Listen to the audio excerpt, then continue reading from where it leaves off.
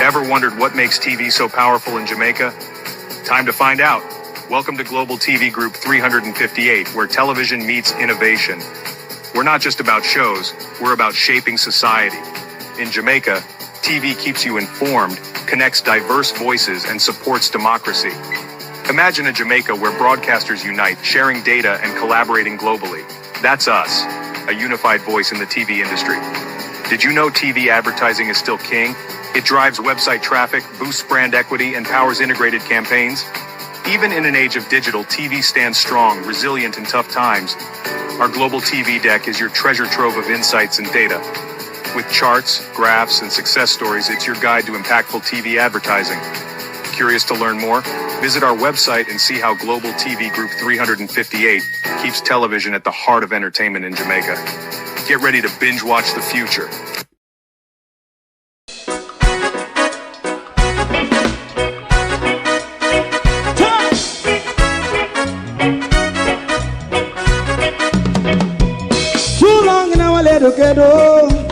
Run, keep going on, let's process. For children of Israel do really love rights. So just as I and I as a watching man, I run Babylonian walls. Oh, children of Israel, I should never hold thy peace. What wrong is going on? Hey, oh, we gotta bust down Babylon walls.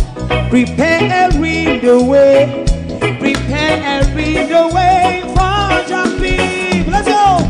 Fight down war and crime. Fight down war. Me say Rastafari. War and crime. And do the righteousness. And we love Jah. And we love Jah. And we love Jah. Jah Rastafari. And we love Jah. We love Jah. Jah Rastafari. We love Jah. Jah Rastafari. Preserve all people.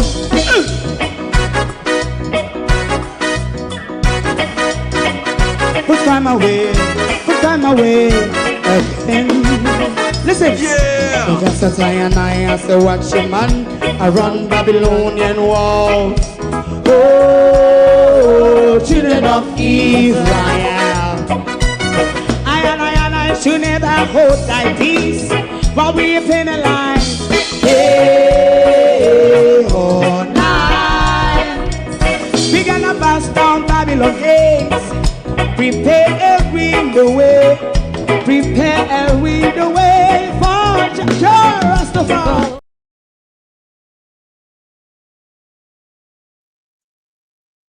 Good evening, and welcome. Madam Speaker, we can. The Minister of Finance is going to make her speech this evening that we will not miss for any good reason at all. Good evening and welcome, everyone. Thank you all for joining us this evening. It is an evening when we will hear about the money post Melissa. What will the Minister of Ants told us? Because you know you have several ants. You have big head ants, red ants, biting ants, mad ants, and of course you also have fine ants. We will await Lady Esmeralda's presentation. Statement by Minister. Announcements, Clark. Laid on the table of the House are the following: annual report and audited financial statements of the Professional Engineers Registration Board for the financial year 2023-2024. Integrity Commission's investigation report into concerns that Mr. Xavier Main, Minister of State and Member of Parliament, failed to provide information requested by the Commission in respect of his statutory declarations for the period 2018 to 2022, contrary to the law and its indicative ruling. So why don't we till Integrity Commission's investigation report into concerns that Mr. Ralston Wilson, a councillor employed to the St. Catherine Municipal Corporation, failed to file his statutory declarations with the Imagine being able to build an app with your name on it just by thinking about it. Meet Base 44. Bodies, second supplementary estimates of revenue and expenditure for the year ending March 2026. Third supplementary estimates 2025-2026 dated Tuesday the 2nd of December 2025. And finally, the annual report of the Office of Utilities Regulation for the financial year 2024-2025 and its related ministry paper numbered 46 of 2025 entitled Annual Report of the Office of the Utilities Regulation for the financial year 2024-2025. Thank you, Madam Speaker.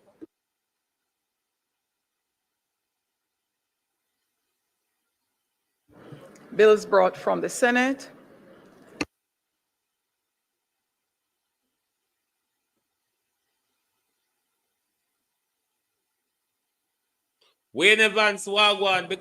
Petitions, papers, reports from committees, this morning. notices of motion given orally.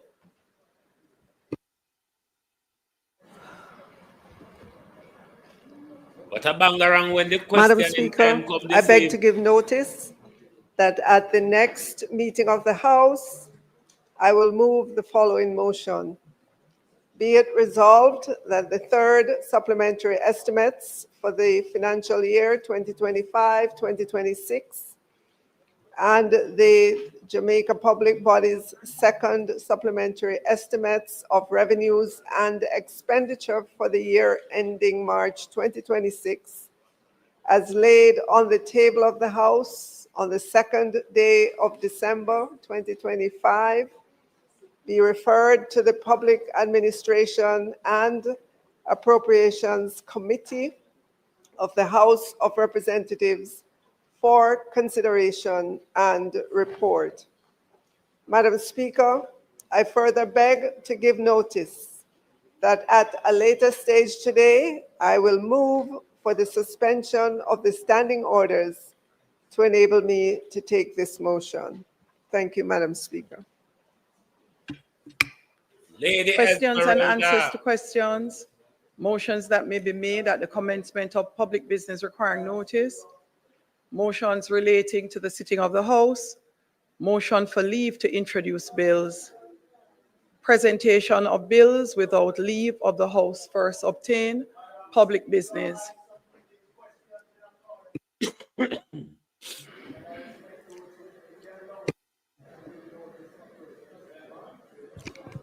Remember then go learn JPS, then go borrow for America. I'm at public Madam business. Speaker. I'm at public business Madam Speaker, member from Madam Speaker, member. I stood under questions and answers to questions. It has not reached my desk, member. But that and has you're nothing, aware. Madam Speaker, the standing orders doesn't.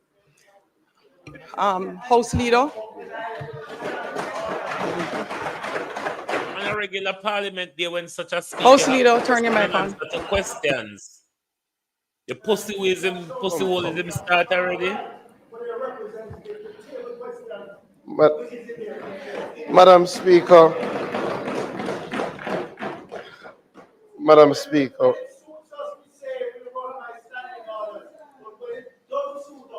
member,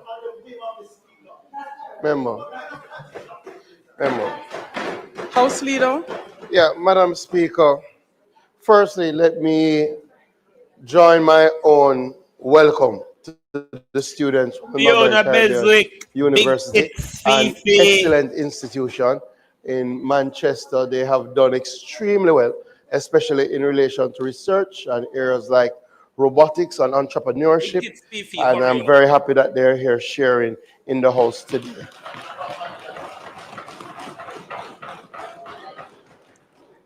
Madam Speaker, in public business,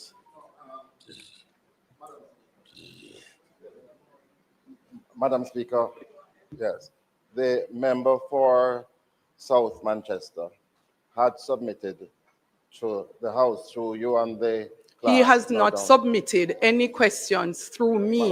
Can you wait until he's finished? Wait. The questions, when submitted through the clerk, will still have to come to the attention of the speaker. Madam. The speaker cannot. Madam Speaker. Yeah, go shut the blood The speaker cannot. I can't talk on me as daylight. The speaker cannot speak to any item not received.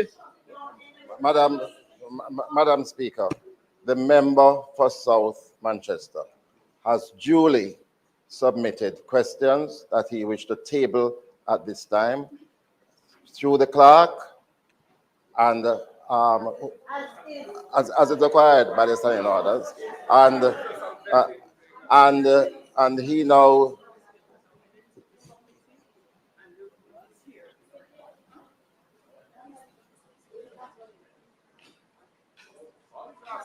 yeah.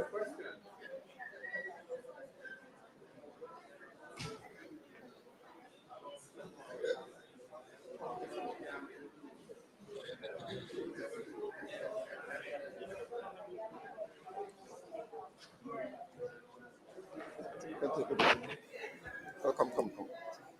Notice of question. Standing order 15. A question shall not be asked without notice unless it is of an urgent character or relates to the business of the day, and the member has obtained the leave of the speaker to ask it. Notice of a question may be handed by a member to the clerk during the period known as question time. Each such notice shall be signed by the member giving it. A member who desires, it's deeper than that, you know. A member. We're not going to get nowhere. Member. We're not going to get nowhere. The standing order goes on in detail to contents of questions. The right to ask a question under Standing Order 16.1 shall be subject to the following general rules as to the interpretation of which the speaker shall be the sole judge. Subsection A. The proper object of a question is to obtain information, and it continues. A question shall not include names of persons or any statement of fact unless they are necessary to render the question intelligible. If a question contains a statement of fact, the member asking it shall make himself responsible for the accuracy of, and it continues. I'm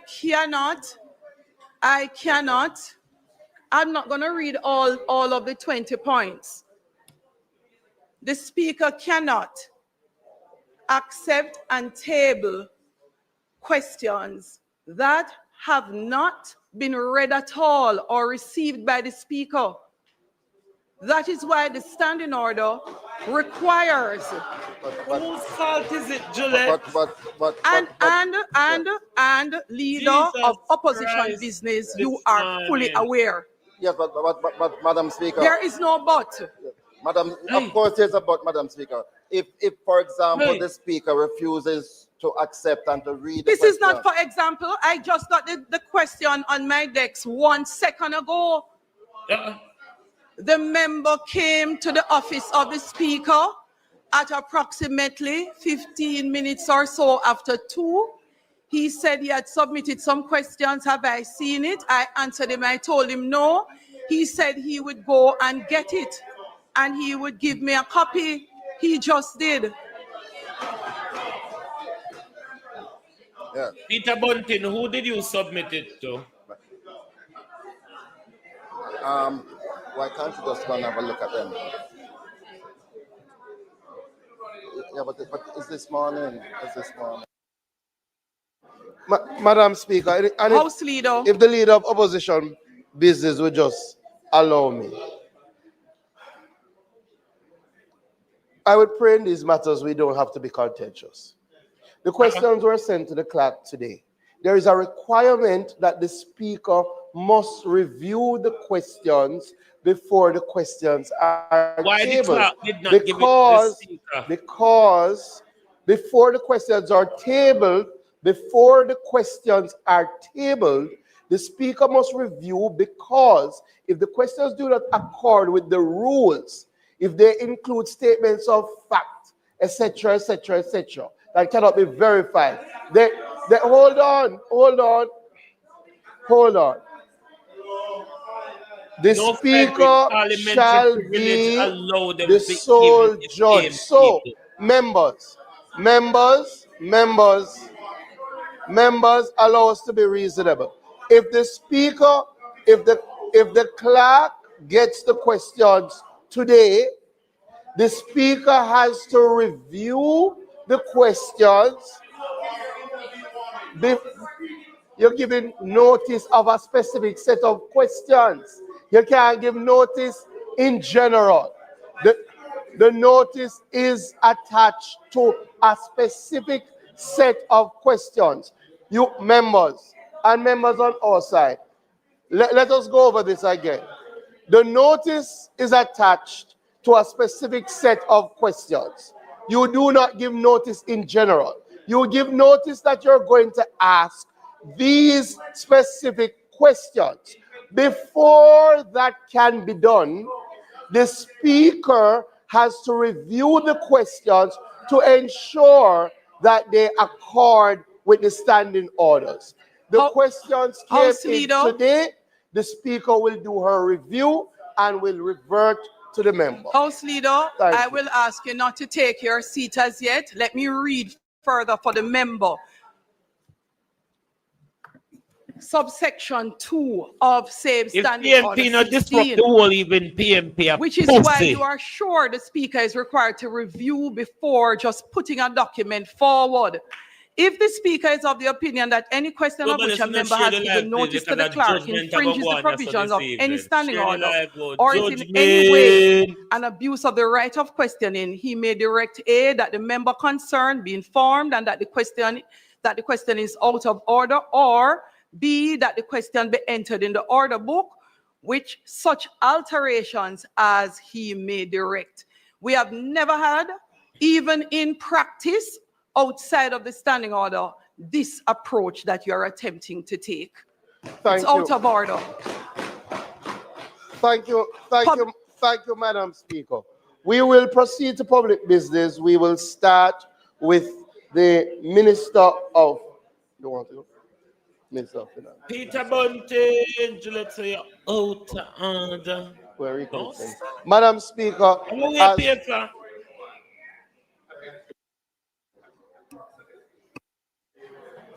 Thank you, Madam Speaker. The crux of this issue, yes, you have to review the questions, and a reasonable time ought to be provided for that.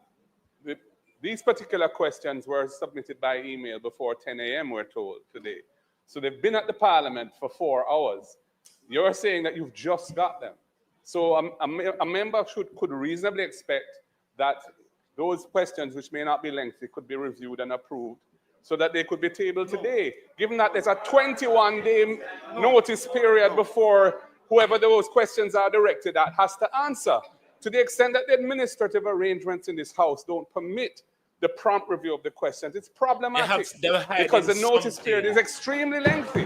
The opposition, and that's why we're objecting about one of them, and this is the problem. Madam Speaker, I think for one to say it's reasonable that the questions are sent today, to be tabled today, is completely misplaced, right?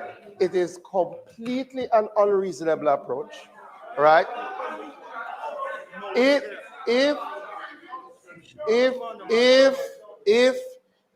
the member, I would suggest at minimum the member send the day before for the tabling in the House.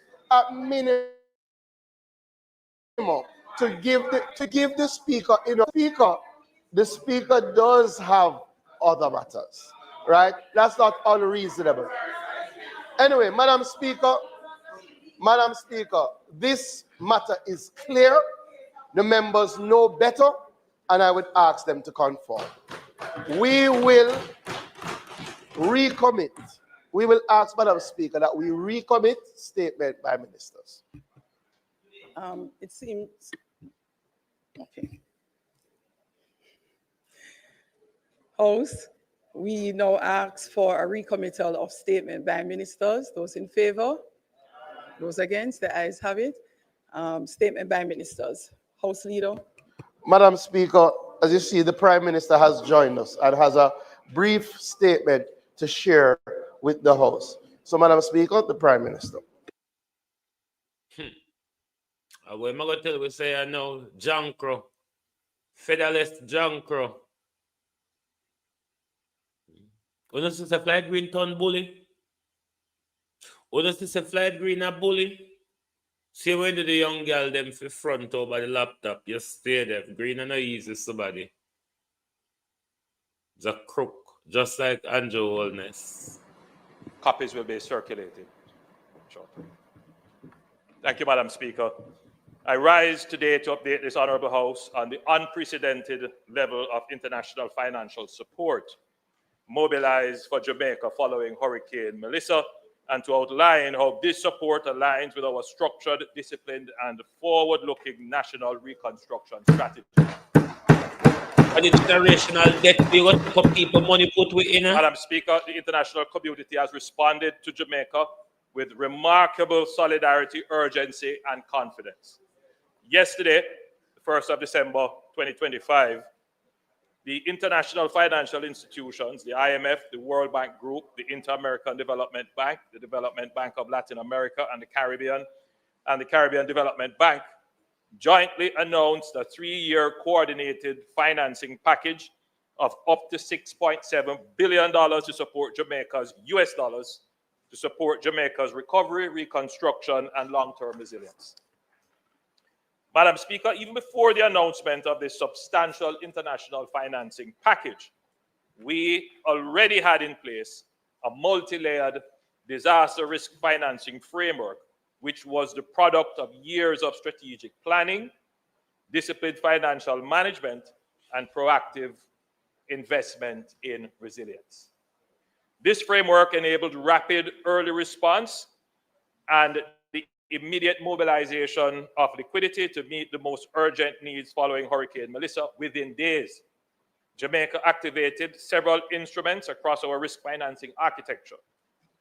We had approximately Jamaican 5.3 billion in the contingencies fund and 1 billion in the National Natural Disaster Reserve Fund.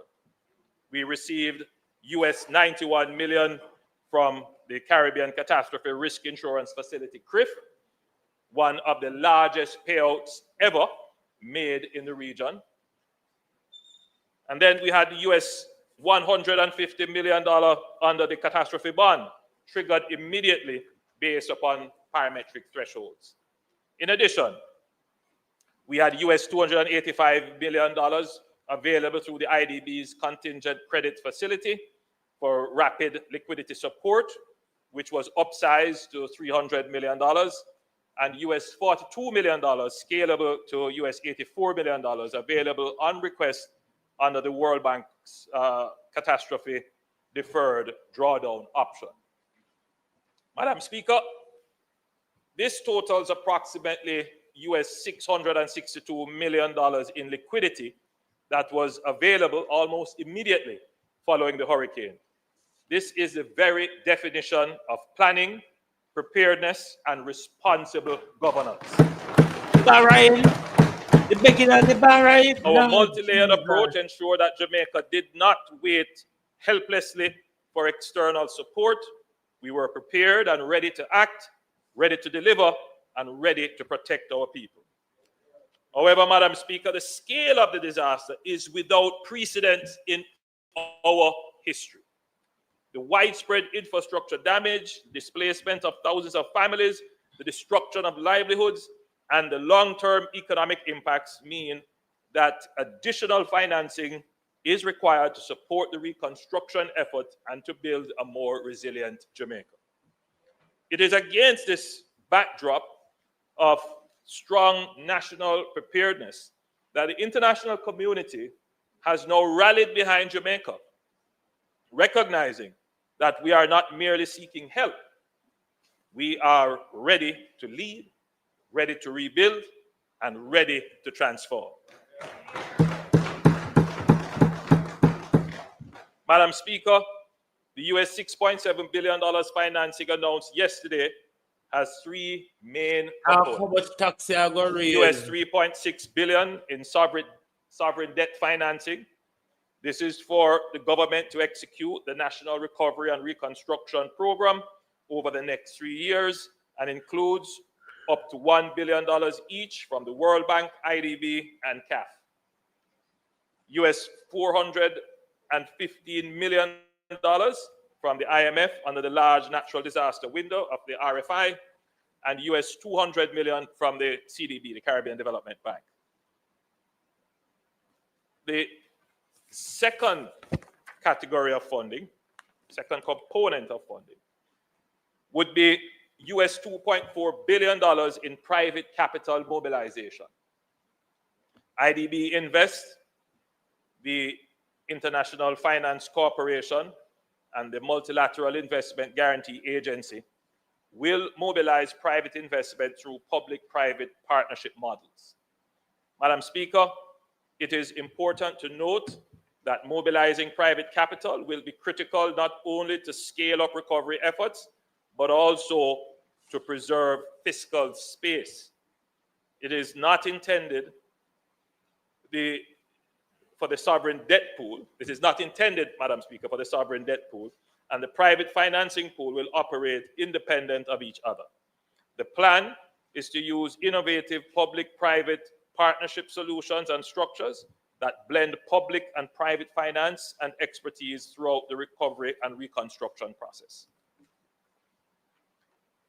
The third component would be grants and technical assistance. The third important component of the overall financing package would see the 5 institutions committing to provide technical assistance and policy advice services. This would include Madam Speaker, policy advisory services by banks that draw on global experience and best practices in disaster response. So far, US $12 million in grants would have already been mobilized from the IDB, the World Bank Group, and the CAF, with more to come. Madam Speaker, these 3 components, in addition to the US $662 million that was already available, is what makes up the overall financing package of $6.7 billion US.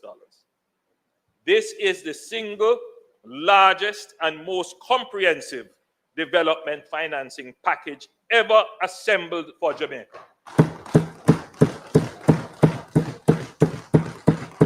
It gives us look how them are celebrate us giving away fiscal space and the multi-year investment framework required to rebuild stronger and more secure for our future.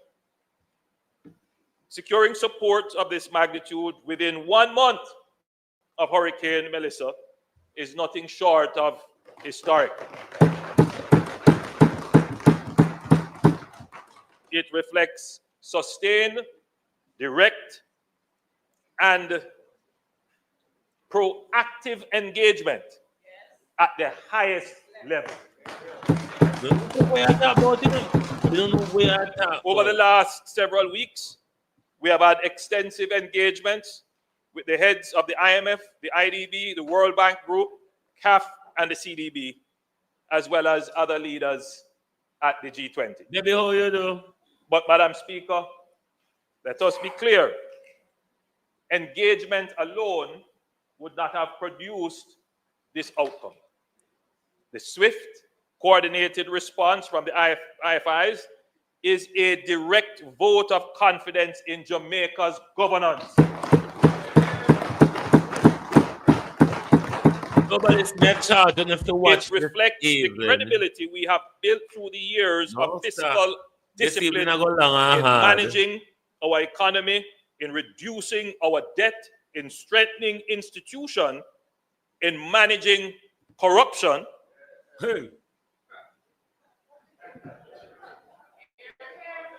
Which is the lowest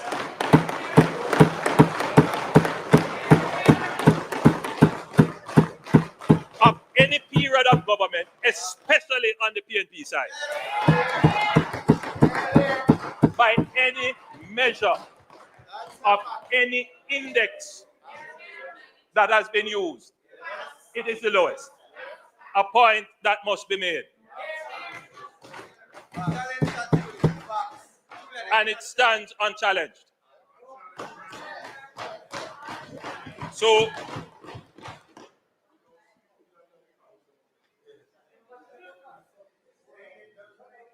the swift and coordinated response is a vote of confidence in the administration of the affairs of Jamaica. Madam Speaker, Jamaica today stands as a credible, responsible, and trustworthy sovereign. And it is that credibility which unlocked this extraordinary level of global support at our moment of greatest need. This morning, the Minister of Finance and myself, we met with the heads of the institutions to outline the next steps, align implementation pathways, and prepare for rapid disbursement. Madam Speaker, the message from the IFIs, that is the international financial institutions, could not have been clearer. They told us directly that Jamaica, already the case study of fiscal responsibility for the world, now has the chance to become the poster child for post-disaster recovery and reconstruction.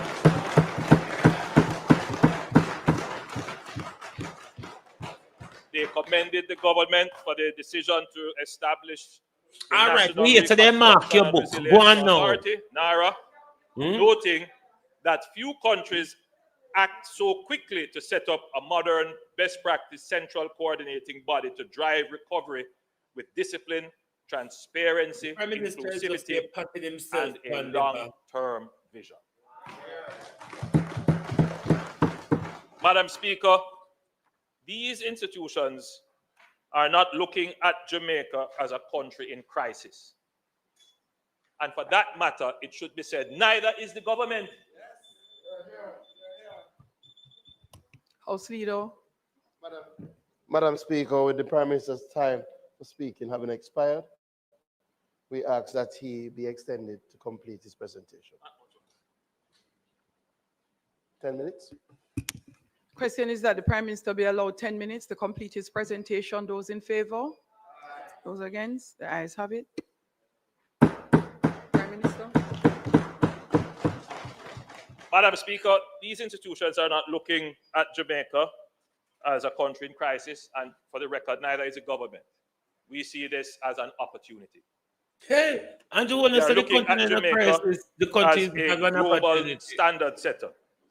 The world is watching Jamaica, not just with empathy, but with admiration, respect, and expectations.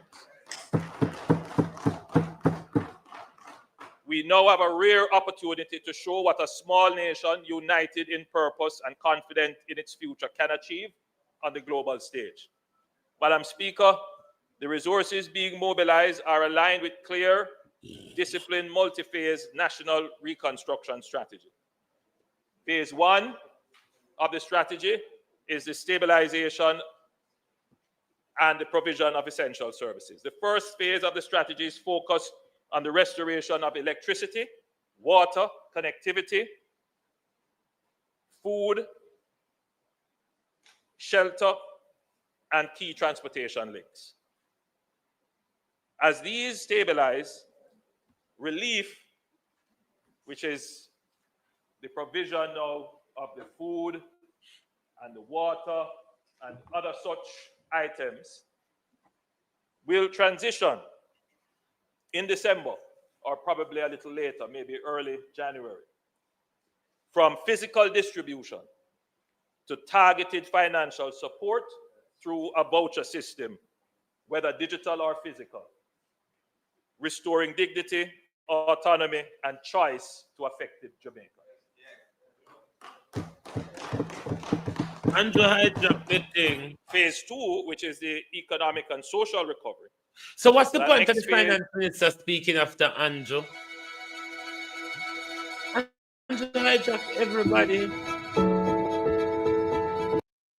Facilities support for farmers, small businesses, and tourism operators, and the reactivation of the local economy. Globalists. Already we have begun that, Madam Speaker. A central pillar of the government's national recovery strategy is maybe she can talk about for micro, small, and medium-sized enterprises, the backbone of Jamaica's economy and the most vulnerable to prolonged disruption. The MSMEs are essential to employment, rural livelihood, supply chain recovery, and the restoration of commercial activity across the island. Ensuring their swift restart is therefore critical to Jamaica's overall economic rebound. In this context, the Development Bank of Jamaica has launched its Business Recovery Program, a comprehensive package to restore operations across agriculture, manufacturing, tourism, and health, with a strong focus on MSMEs. To capitalize this program, Cabinet has approved $3 billion Jamaican dollars in funding for the remainder of the 2025-2026 fiscal year. Further allocations will be made for the upcoming budget. Then phase 3, resilient reconstruction. Madam Speaker, this third phase will focus on resilient considerations. No, Debbie. This is we come to a phase that I got talk. Every major investment will reflect and him take over. So I don't feel like I talk about when him done with the proper plappering and future-proofing. This includes resilient housing, rebuilding schools, hospitals, and public buildings to higher resilient standards, including relocating them where necessary. Finance Minister. Climate-smart roads and bridges, coastal and river defense systems, including natural. So this the ants, they are the big head ants. Strengthened public utilities and grid resilience. Digital and transport infrastructure. Look how Andrew hijacked the event here, Jesus. That time of this year we did combo. Our reconstruction is not merely about restoring what was lost. It is about building a stronger, more competitive Jamaica capable of withstanding future climate shocks. Madam Speaker, we will approach reconstruction as a growth-inducing strategy. I know from this that the question will be asked, why are we celebrating more debt? We are not celebrating more debt. Yes, that's what I do. What we are celebrating is the opportunity to make a massive investment in our infrastructure, in our people, in the services that improve productivity. And it is that investment, Madam Speaker, that will expand our economy relative to our debt, and therefore, in short order, you can look forward to growing, increased revenue, and a relatively smaller debt to the size of your economy. We have never before had an opportunity to spend $6.7 billion relative to our GDP. We have never had that opportunity. What will that be for our children, though? And our GDP is somewhere in the region of about 17 to 18 billion dollars, $19 billion, thereabout. The Minister of Finance reminded me, $20 billion. You're proud, as are we, proud of the fact. Yes, $20 billion. So you get an opportunity to within 3 years it would be a constitutional issue. $6.7 billion. Me and monthly administer everything in a fair country. The opportunity to expand. He can take on any amount of ministry. A prime minister can take on any amount of ministry they want. But generally, they only take on one with them prime minister job. Mainly outside of the Caribbean. Shift from crisis mode to move from disputes over the distribution of a care package here or some lumber there, and start to think, how are we going to play our part in the new possibilities provided here for all Jamaicans to benefit? So the reconstruction effort being deployed across infrastructure, housing, digitalization, logistics, agriculture, and energy will create thousands of jobs, crowd in private investment, improve national productivity, protect fiscal sustainability. Because make no mistake, there will be those looking on at our currency and say, can the central bank defend? Do we have reserves? Well, with this, we will be in a superior fiscal position to give confidence and certainty to our business sector. We will turn this moment of crisis into an opportunity to transform. Madam Speaker, Jamaica has never lacked ambition. What we have lacked for decades is the financial wherewithal to match that ambition. Leadership will not. Today, that has changed. For the first time in our history, our national development vision is backed by a robust, multi-year, multi-partner financing envelope. Madam Speaker, we now have a clear reconstruction strategy, an empowered institutional framework, unprecedented international support, and a united national will. This government will move forward with urgency, discipline, and transparency as we lead Jamaica into a new era of resilience, recovery, and growth. I thank you, Madam Speaker.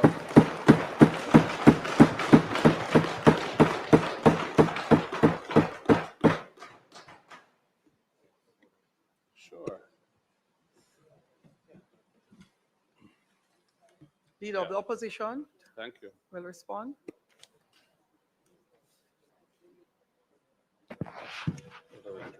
Turn it around.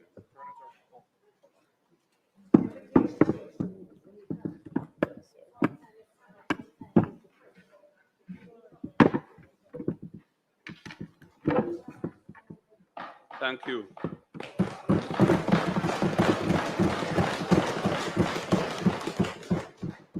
Thank you, Madam Speaker. I begin by taking this opportunity to express my sympathies and solidarity with all the victims across Jamaica of Hurricane Melissa, the many who died, the numbers still not finalized, and those who are still suffering from the aftermath of this terrible storm.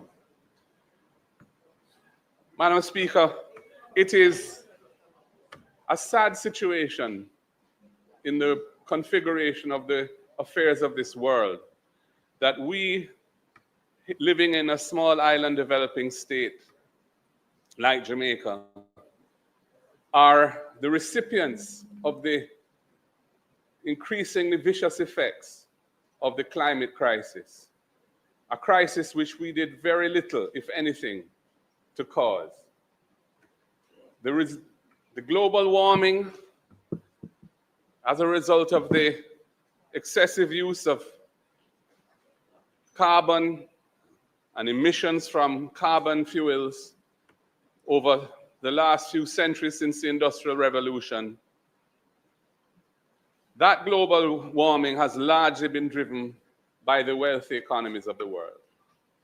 And yet we, in Jamaica and other islands like ourselves, are suffering the consequences of that on an annual basis.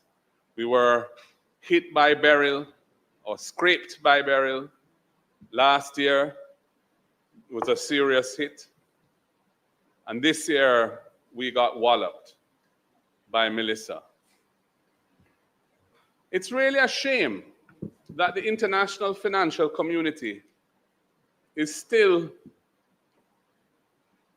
approaching the mitigation of the effects of climate-induced disasters on countries like ours by financing packages that are largely based on additional debt. These debts that we are now going to be incurring to finance our attempts at recovery are like lending money to a business that suffered losses through some kind of crisis that is trying to dig itself out of a hole from. Taking on additional debt to do that is going to be a challenging road for any country. Therefore, I don't think it's appropriate to treat these announcements in a triumphant way. Exactly. We are going to be incurring the costs of paying back this massive additional borrowing in years to come. We are in a country which has spent the last 15 years seeking to get ourselves out of a debt trap, where we've had to run massive primary surpluses every year consistently to reduce our debt to GDP ratio, with a target that's written into our law incidentally by a government from this side, which we were anticipating would have been met this year before Melissa struck us. And now we are facing a new era of massive incremental borrowing. If you look at 3.6 billion US of sovereign debt, that's over 25% of GDP of additional borrowing. That does, and the 662 billion already available, only less than half of that is in a form that's not debt. Most of that is debt as well. This $2.4 billion of private capital, we look forward to seeing whether that will be forthcoming and in what volumes, because you can't project that you're going to receive private investment as part of your recovery. I'm glad that the multilaterals are going to support the effort, but at the end of the day, investors have to be willing and there have to be projects available to them that are bankable and investable. So we will see whether or not that happens. But the reality is that only 12 million US out of $7 billion is grant funding. Only 12 million US out of over 6 billion of programmed US funding is grant funding. That is the world that we as Jamaicans, both you on that side and us on this side, have to navigate.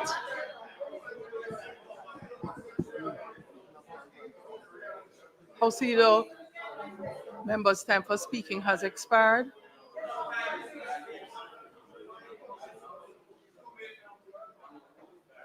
House Leader, the members' time for speaking has expired.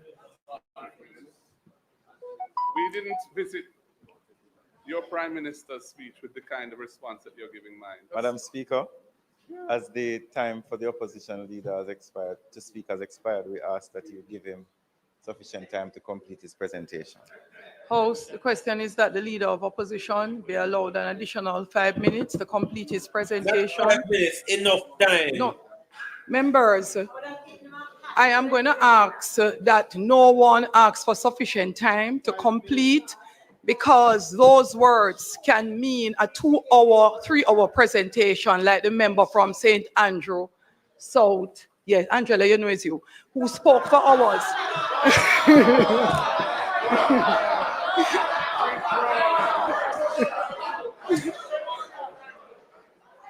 What is your point of order? What's your point of order? You're correct. That violates the standing order.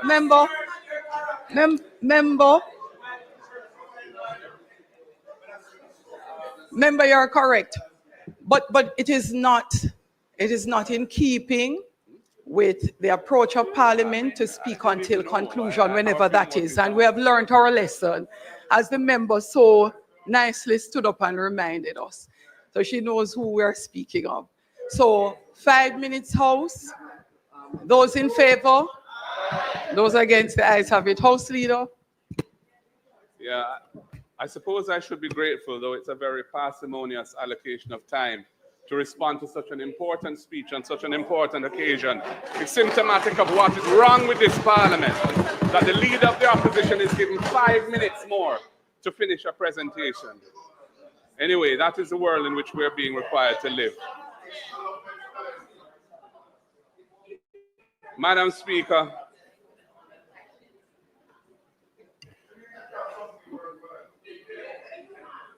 the institution which has been announced to oversee the recovery process, which does not Nobody yet hit the exist. like button, please, It is or just an pay a announcement fee if thus you're not far. hitting the like button. This national, I think, Resilience and Recovery, or Recovery and Resilience Authority, NARA, is going to, we are told, be responsible for the relief resources being spent in a judicious way, in a way that's efficient, in a way that is accountable and transparent, and in a way that accords with a sensible policy of recovery.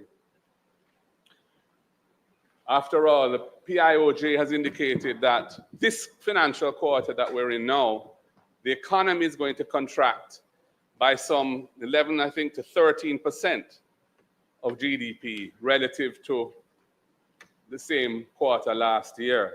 That is a massive contraction. And it's going to further exacerbate the debt to GDP ratio because, of course, the debt to GDP ratio has two components. There's debt and there's GDP. So what we're seeing here is that debt is going to be growing dramatically, and GDP is in the process of a free fall as a result of this terrible calamity that has hit us. So while I admire and indeed share optimism about the future, because Jamaica is such a resilient and special country, and we will get through this, I think we should approach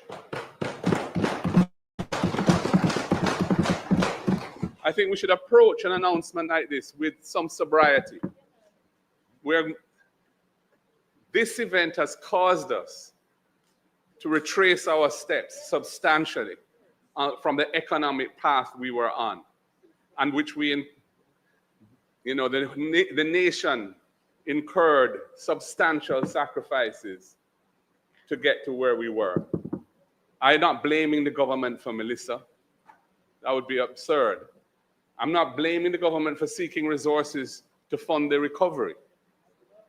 It's going to be necessary to get those resources. I am just making the point that this is not something to celebrate. This is not something to gloat about. This represents a substantial setback for Jamaica, and it represents if it's not administered properly, it could permanently weaken our future prospects and damage the country's future. Which is all the more reason why the composition of this recovery authority is important. I wrote to the Prime Minister on the day after the hurricane to suggest the establishment of a task force with broad-based representation, leaders from the private sector and business community, leaders from the churches, leaders from the NGOs, and representatives from the government and the opposition. The concept of NARA is consistent with that. However, I've heard nothing from the Prime Minister as to the role of the opposition in NARA. We heard it will be broad-based, but there is no inclusivity in the dialogue around how it is to be constituted. And I can hear from the barbs that are flowing from the other side that the likelihood is that we will not be included in it. That is what I'm hearing from the other side in their responses to me, their sotto voce remarks. All I can say is, Prime Minister, the opposition represents some 400,000 voters who voted for us, 28 constituencies, and our presence in the recovery and our participation in the recovery, you'll be well advised to seek in a genuine... House Leader, the member's time for speaking has expired. Members. Thank you. As the member's time for speaking has expired, I ask that you put to the House that he be allowed an additional 2 minutes to complete his presentation.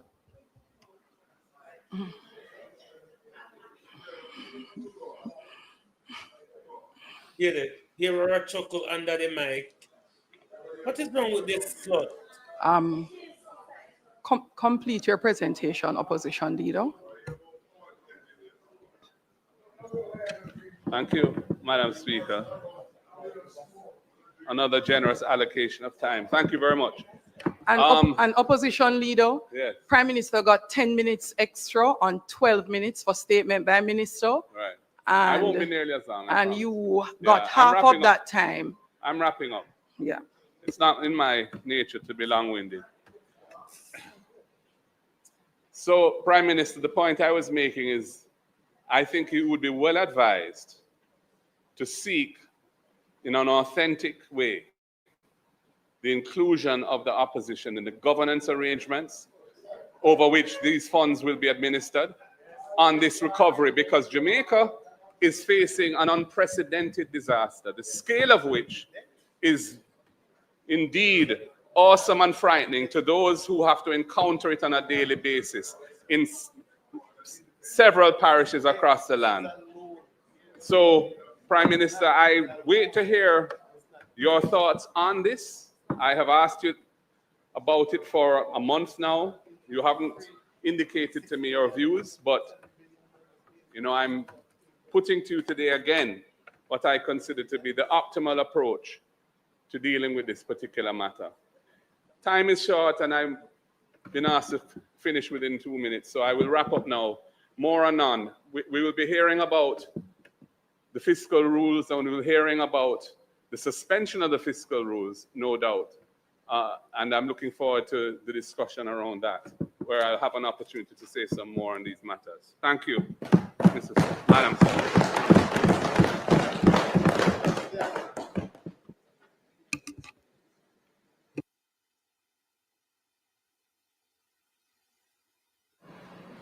Madam Speaker and Prime Minister, you can guide me here whether you will deal with these questions or the Minister of Finance.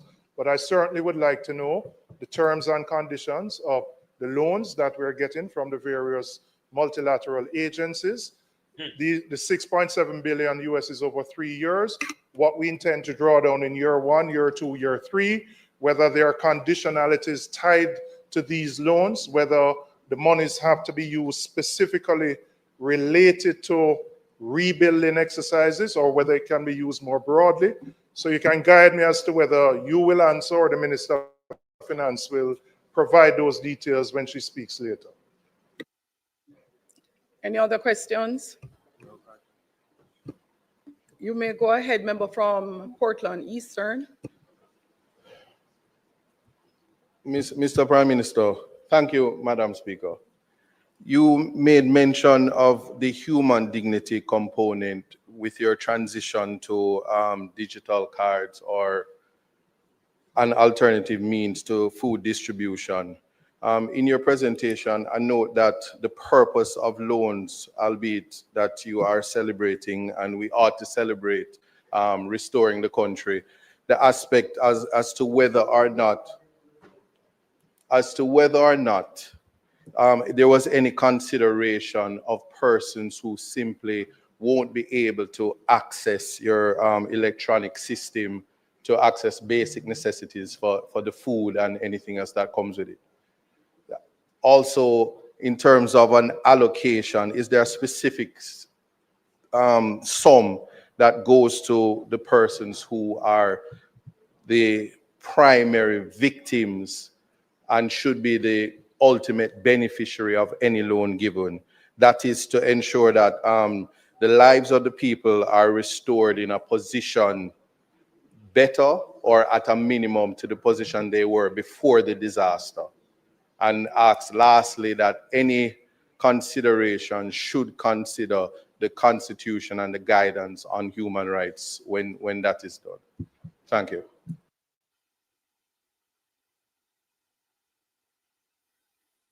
Minister, I was just making sure that there were no other mics on. The member from St. Andrew Southwest. Right. Thank you very much. Prime Minister, in speaking about the next phase, and in particular moving from relief to recovery, I had a question in terms of, I think you had mentioned something about cash transfers earlier, though not specifically in here, but it ties in. So the question I wanted to ask is whether or not in the distribution of cash, allocation of cash transfers, whether gender-sensitive targeting will be used, especially given the fact that we know that targeting households that are led female heads, that really brings more fairness. And I was wondering whether or not that was contemplated in what you were planning to do. The other question that I have was really around also integrating emergency cash relief into existing welfare programs. We haven't heard much spoken about that, but I believe that that is important, although issues of connectivity and network would hamper how successful that can be. But as we are moving to restore, I am asking where are we with that and hoping that we will do that. And then, Prime Minister, you speak in the reconstruction effort being deployed across infrastructure, housing, digitalization, logistics, agriculture, and energy, that thousands of jobs will be created. Again, Prime Minister, the question I'm asking, I'm looking at how Ministry of Labor and Social Security and some of those who have done the assessment, I'm looking at the cry on the ground about the partisan nature of how it has been done, how some communities have been totally left out, and I'm wondering what will be done differently to ensure that those thousands of jobs that are created for Jamaicans and not on a partisan basis.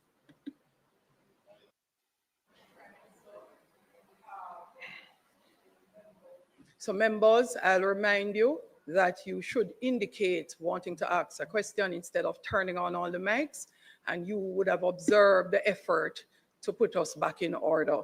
So as appropriately done, the member from St. Catherine Southeast will now ask his question. Thank you, Madam Speaker. Stand up. So, Prime Minister, you mentioned that we are looking at turning this moment of crisis into an opportunity, and much talk has been made about a Marshall Plan for Jamaica's recovery. There's also was a Dawes Plan in following World War I. Now, in most of these reconstruction, a Dawes Plan. In most of these reconstructions of battered economies, there has been a pivot towards particular industries. Are we going to rehabilitate extractive industries such as mining and tourism, or are we going to move towards the development of industries that can move us to a pathway of growth? For example, when the Minister of Energy spoke, there was not much discussion as to moving towards green energy, and we don't even know to this day the status of the wind turbines that we had invested in so much. So the question is, when we are reconstructing, are we going to be building a future through new enterprises and manufacturing, or are we going to go through the Spring Plains projects and the Garmex fiascos of the 1980s, which we ended up paying for, as the leader of the opposition said, for years later? Thank you.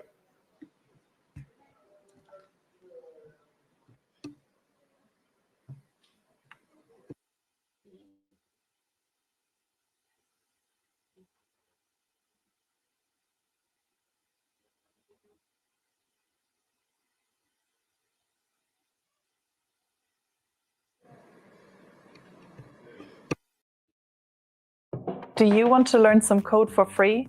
Then Code Institute's 5-day coding challenge is for you. This is your chance to dive into the basics of HTML, CSS, and JavaScript, all for. He stood up. You know the rules, you know. You can choose to follow them or not. I don't know. Honestly, don't know. Because I still want to stand up. I don't know. Prime Minister, you spoke about the establishment of NARA, and it will be quickly set up. Could you tell us the form of this entity? Is it going to be? Okay, I'll just repeat. What type of entity will NARA be? Is it going to be a statutory body established by statute or act of this parliament, or is it going to be just a regular company, government-owned company? I assume that you're well down the wicket in terms of determining the form of this entity. That's one question. And the second is, I noticed that the 12 million in grants that you mentioned, it's all for technical and policy advice. Do we know if any of this will be spent with Jamaican professionals, or will it all, as usual, go to foreign entities? Next person is the member from St. Catherine Northwest.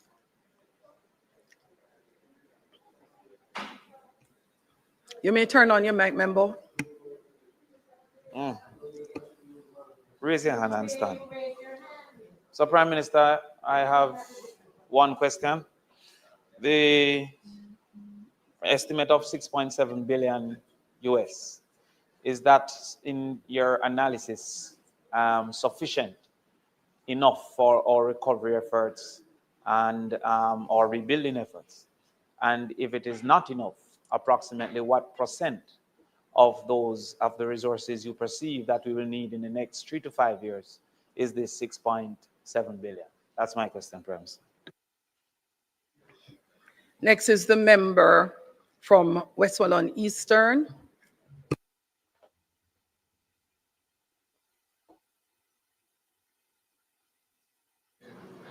Thank you, Madam Speaker. Prime Minister, I don't think those of us from Westmoreland can see this as anything but an opportunity for us to rebuild. Normally, rural development is not given primacy of focus, and that leads to migration to the urban centers and all of those things. In rebuilding Western Jamaica, one of the fundamental issues confronting the people there is the issue of landlessness. They don't own the piece of land that they occupy. That leads to several other issues. Some persons don't build permanent structures because they don't own the piece of land. And that puts them at risk when we have these weather events. So I'm just asking that in the rebuilding process, that security of tenure and giving the right to the land that these persons have been occupying, that be placed at the forefront, especially for majority of the persons within the parish of Westmoreland. So I note that the member from St. Andrews Southwest, who ridiculed the efforts to have members raise their hand, is wondering if raising hand is still the standing order.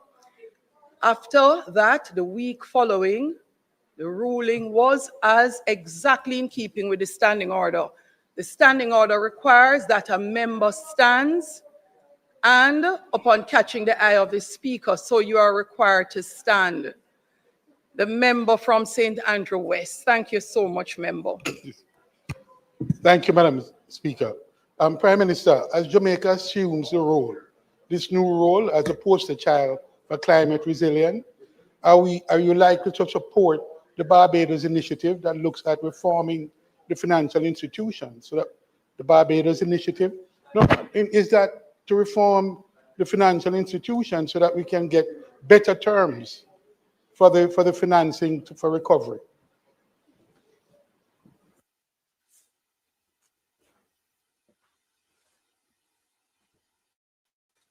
You may turn on your mic, member from St. and Southeast. Prime Minister, thank you. And just one question from me as well. It relates to time frame, and you spoke about the 3 phases. However, since the different sections of the country were differently affected, will the strategy also take that into consideration so that those that can get up and go a bit faster get the support that they need? Because as you said a couple of sittings ago, we do need to make sure that those that are able fill the gap that is left by those that are now, I guess, a bit less able. So will the approach in moving forward, approach in implementing, also take that into consideration? Because there are some sections of the country that can go faster than others. Prime Minister. Thank you, Madam Speaker. Let me just try and move through very quickly because we do have an extensive agenda, including the supplementary. Let me start with the last question that was asked, which would give some context. Jamaica's approach to the disaster has 3 distinct lines of effort. Lines of effort 1 is relief. That is relief from the humanitarian displacement that has occurred. And that primarily has food, temporary shelter, water, that kind of support, care support. Then there is the recovery. And the recovery focuses on getting back electricity, water, hospitals, schools, access to roadways. And then we have reconstruction, which focuses on taking a longer-term view on what we rebuild, where we rebuild, and how we rebuild. All 3 are happening simultaneously. It is not a sequential undertaking. The intention of the government is to mainstream the relief effort. It is going to be necessary that this be done because the relief effort is mainly supported by our philanthropic partners who have come, many of them have come into the island, and indeed the ordinary Jamaicans who have been supporting. In another 2 or 3 weeks, you're going to see many of our relief partners take up and leave. It is natural. That's how it has happened all around the world for a long period of time. Some have longer staying capacities. Others come for a specific purpose. Okay, you said that last week. Move the on. Government can't continue to have a special relief effort. A principle that this parliament must appreciate, or I'm certain that we all do and understand, is that there is a government.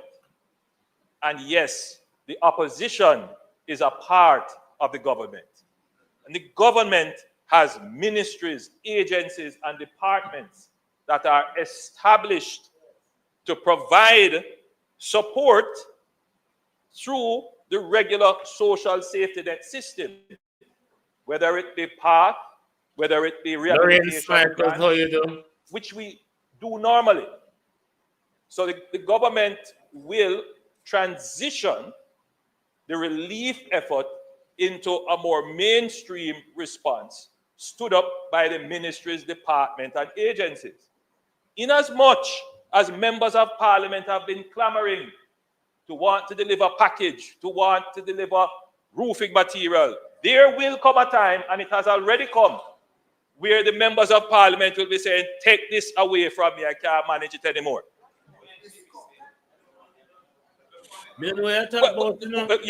This is, Madam Speaker, the challenge. Because in one voice you say you want it, and then in another voice you say you don't want it, you just want it done.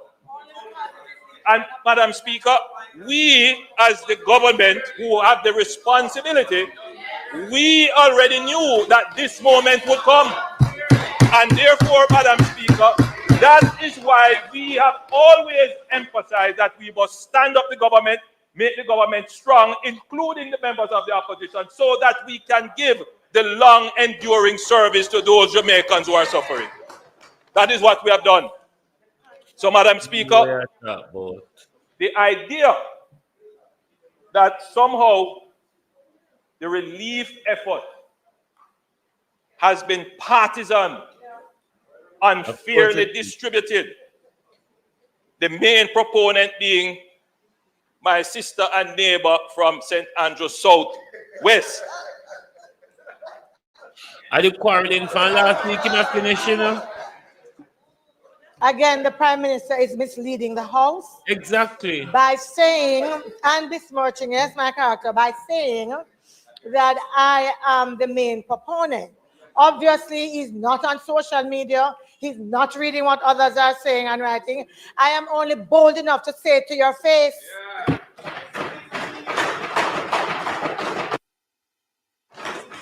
Madam Speaker, I am happy that the member who says that she is not the main proponent, who asked the same question last week and asked it this week and is bold enough to state, I am happy that she has raised the issue because, Madam Speaker,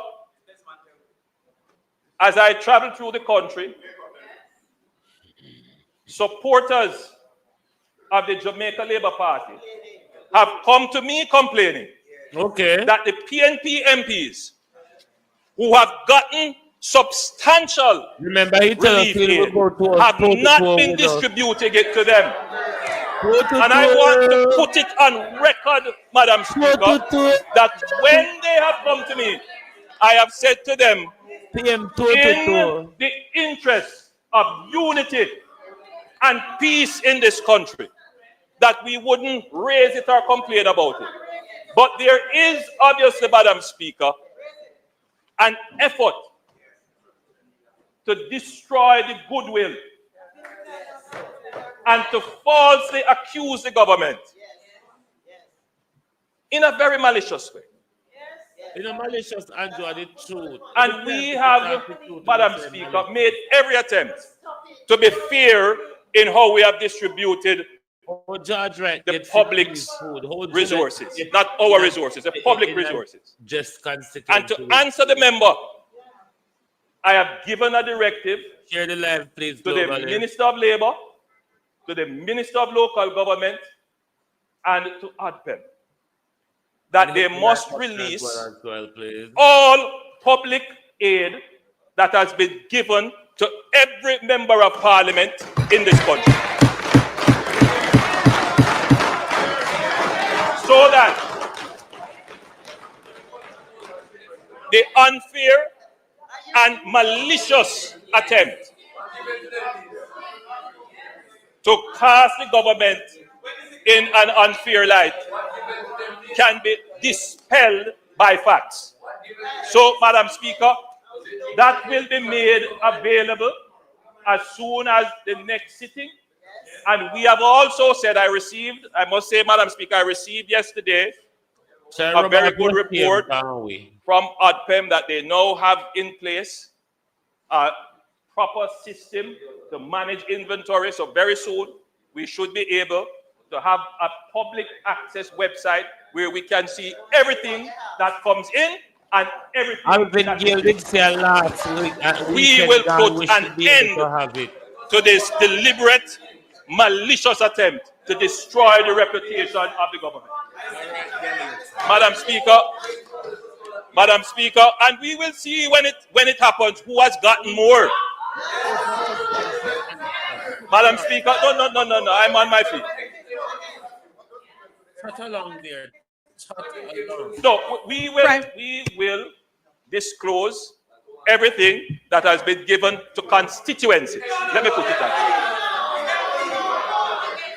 Well, it can't go to the constituency unless it goes through the MP. So, Madam Speaker,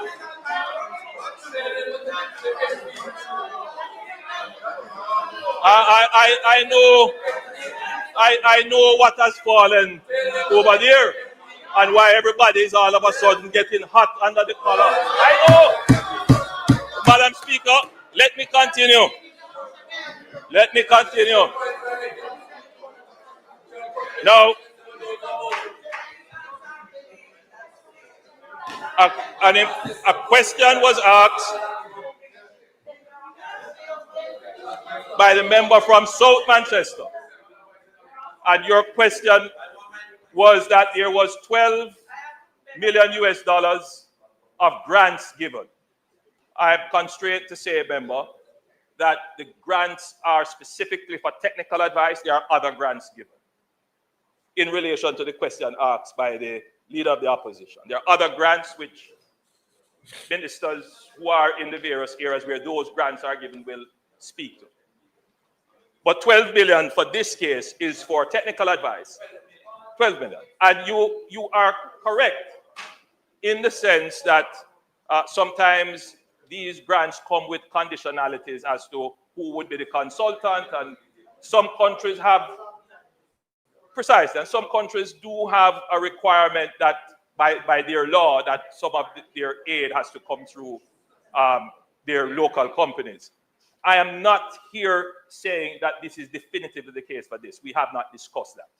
Which brings me to the question asked by the member from Southeast St. Andrew as to whether or not you wanted to have more details as to how the loans will be accessed, when they will be accessed, the conditionalities and interest rates and so forth. So today was, so just to back up so that the country understands clearly. 2 weeks ago, I had a discussion with all the international financial institutions at the G20. That discussion centered around how we can assist Jamaica's recovery. I asked for a particular kind of support. It was considered by the IFIs, and they came together and they made their release on Monday. Answer the World Bank and the Americans. This morning, I had a call with all the IFIs, including the head of the IMF, the head of the World Bank, the head IMF of not tell you how IDB, to the head spend of the money. CAF, and Just answer the question, shorthand, and stop growing, sir. And we worked out in broad outlines how the program will work. So I don't have for you as yet the details. The Minister of Finance will now go into the direct discussions to work out the details. We can say that the private sector loans, so what she come here to the condo if she not come with details, sir? will form part of our public-private strategy. His concern Jamaica is that, yes, money, you may say that $2.5 billion is available in private sector loans, but are there the matching investments ready to take it up? And investors. And my answer to that is yes. Because the government of Jamaica was already in the process, because of our public investment appraisal process, where we have to develop projects way in advance. In addition to investors who have been coming to the government to say, we want to do this. Can you think that yes, we understand. If you want to partner with us, you have to understand that we have to keep within our fiscal limits. And therefore, there are projects that are lined up waiting for fiscal space to be executed. So, which is why I've been saying that, yes, it's a disaster, but it has also created an opportunity for us to fund projects that have been on the track waiting to get fiscal space to be operated.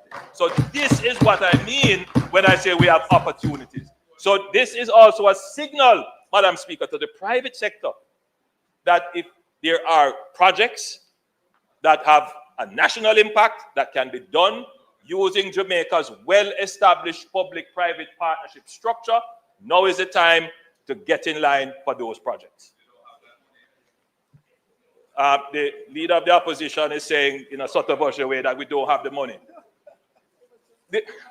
The point is that once the international community stands up and commits to it, it would be very rare or something dramatic negatively would have happened for us not to have access to the funding. I'm saying the private sector money, they have committed an envelope. And once they have committed that, it is then up to us to meet the envelope. And so I'm confident that we will be able to meet the envelope for the private sector funding. I want to tackle a question raised by the leader of the opposition. And in some ways, it's a philosophical question about climate justice, where the leader of the opposition said, as I have been saying since I was co-chair of the Committee for Climate Financing with Prime Minister Trudeau, appointed by the Secretary General to deal with this issue of climate change, that, of course, small island developing countries like Jamaica are not the main contributors to the issues of climate change, but yet we bear the cost of it.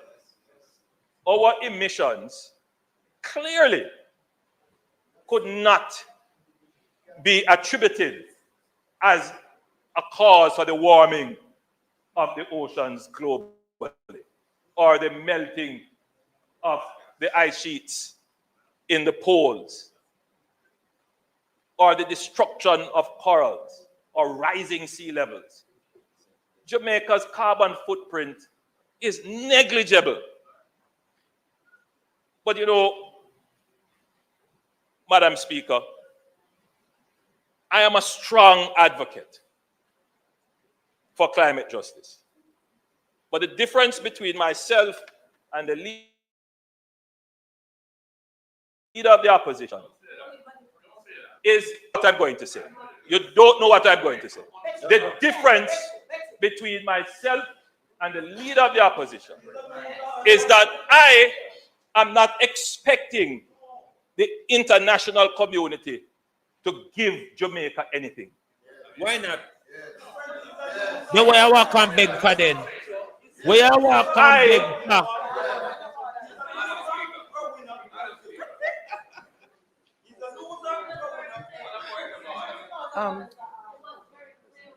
The Prime Minister is attributing a point of view or a remark to me, which is false.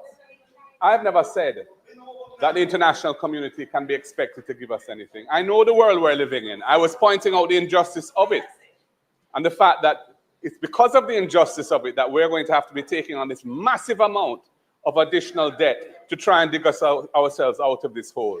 That's the point I was making. Madam Speaker, I accept the point of clarification, but there was no point of order. But the clarification attempted by the leader of the opposition, Madam Speaker, my recollection of the leader of the opposition statement is that they are only giving us $12 million in grants.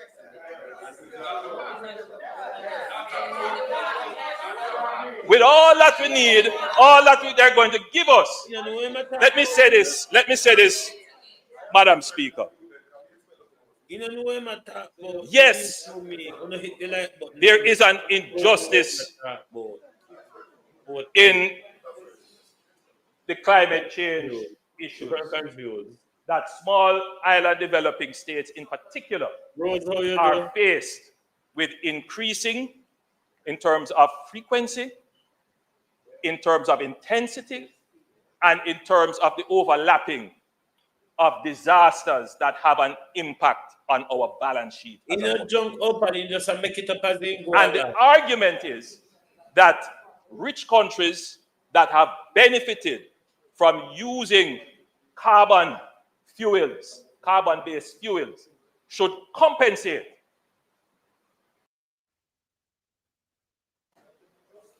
But me being your Prime Minister, the position I take is that until then, Jamaica must be able to stand on its own 2 feet, develop itself. You have just borrowed and begged over $6 billion. How do we, as a small nation, Madam Speaker, stand on our own 2 feet? Oh, you stand on your own 2 feet. The leader of the opposition's argument Lord Jesus, is that we are going to have to borrow to do this recovery. Now, I want to know, hold on, that's what he said. No. The leader of the opposition made the point that we are going to have to borrow to do the recovery. And you have made the exact point. Yes. So what else would we have to do? What else would we have to do? Which shows you the inconsistency of his arguments. But here is the problem now, Madam Speaker. How do we borrow? If it were 20 years ago, 30 years ago, we would not be able to approach the IFIs. We wouldn't even be able to approach the international community. But Madam Speaker, even if we were able to approach the international community, it would not be on concessionary terms. It would not be in a structured way as this. Madam Speaker, every country borrows. The real issue is, what are the terms on which you borrow? And it is the first time in a long time, in over 50 years, that Jamaica is able to approach the international community and be able to get these loans at concessionary and structured rates.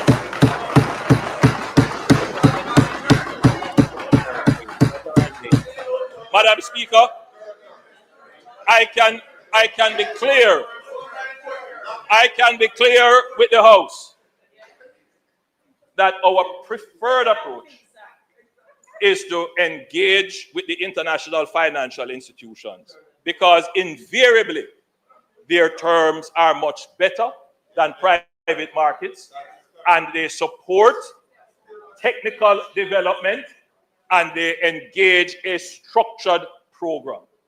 So it is better for Jamaica to engage the financial community in this way. Madam Speaker, we are only able to do this, because we have demonstrated that Jamaica is a good steward with its own resources and a good steward with resources that we have borrowed. That good stewardship, Madam Speaker, the signal of that is that we have been able to consistently reduce our debt to the point where we were almost at 60% of GDP. The international community looking on at this says this is a responsible government with which we can partner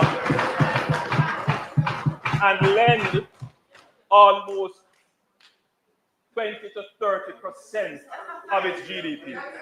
Now, the question is, as the leader of the opposition pointed, we're going to have to borrow all this money. And we're going to have to borrow all this money, and it is going to increase our debt to GDP ratio. The answer is yes, the debt to GDP ratio will increase. But what are you going to do with the money? If you don't use the money wisely, then you are stuck with high debt. If you use the money wisely, you can expand your GDP and pay back your debt, and you are in a better position. And that is why So I'm coming now to the question of NARA, of setting up NARA. And the member from St. Catherine. What if I told you you could add 20 more yards to your drive? Or maybe you'd like to find 30% more.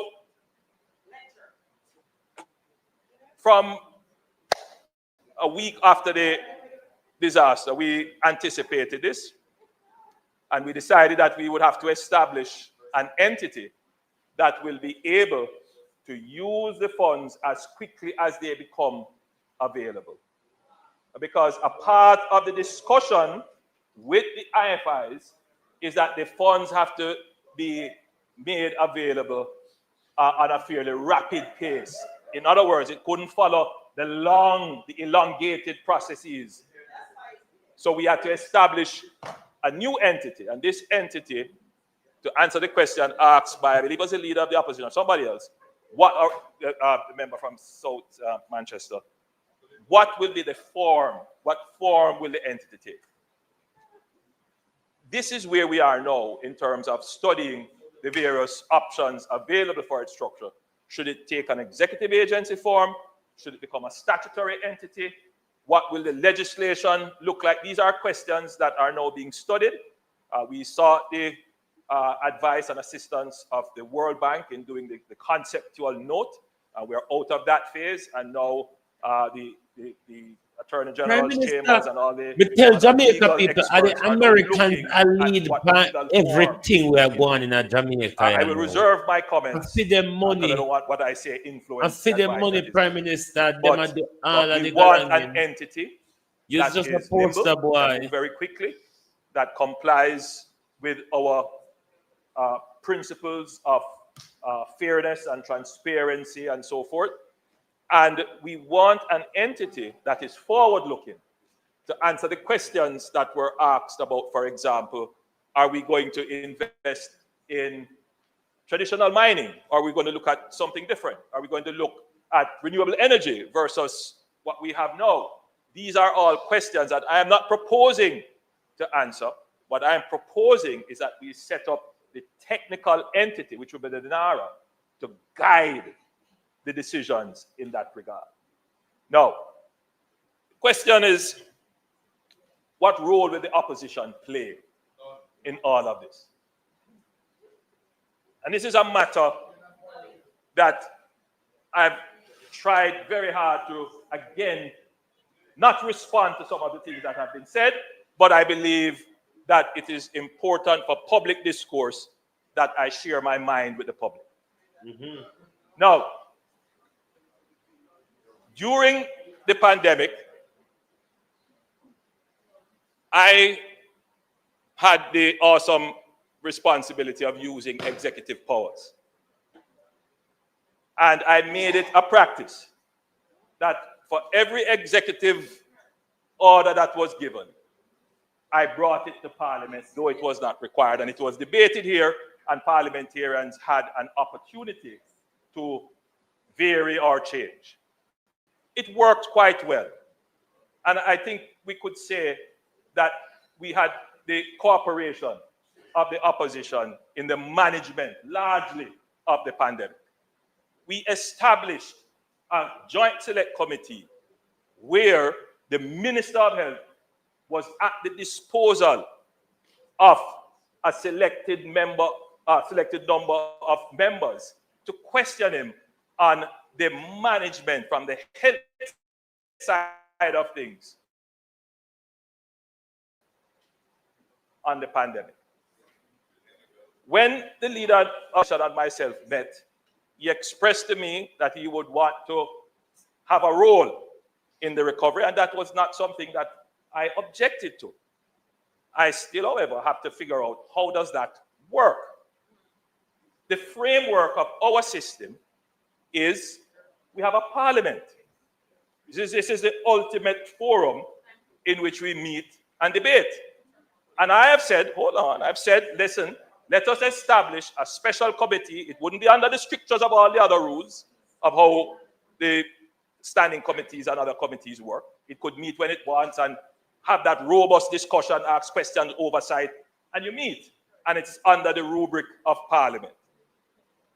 I was a bit disappointed that that effort was rejected in favor of going to the PAAC.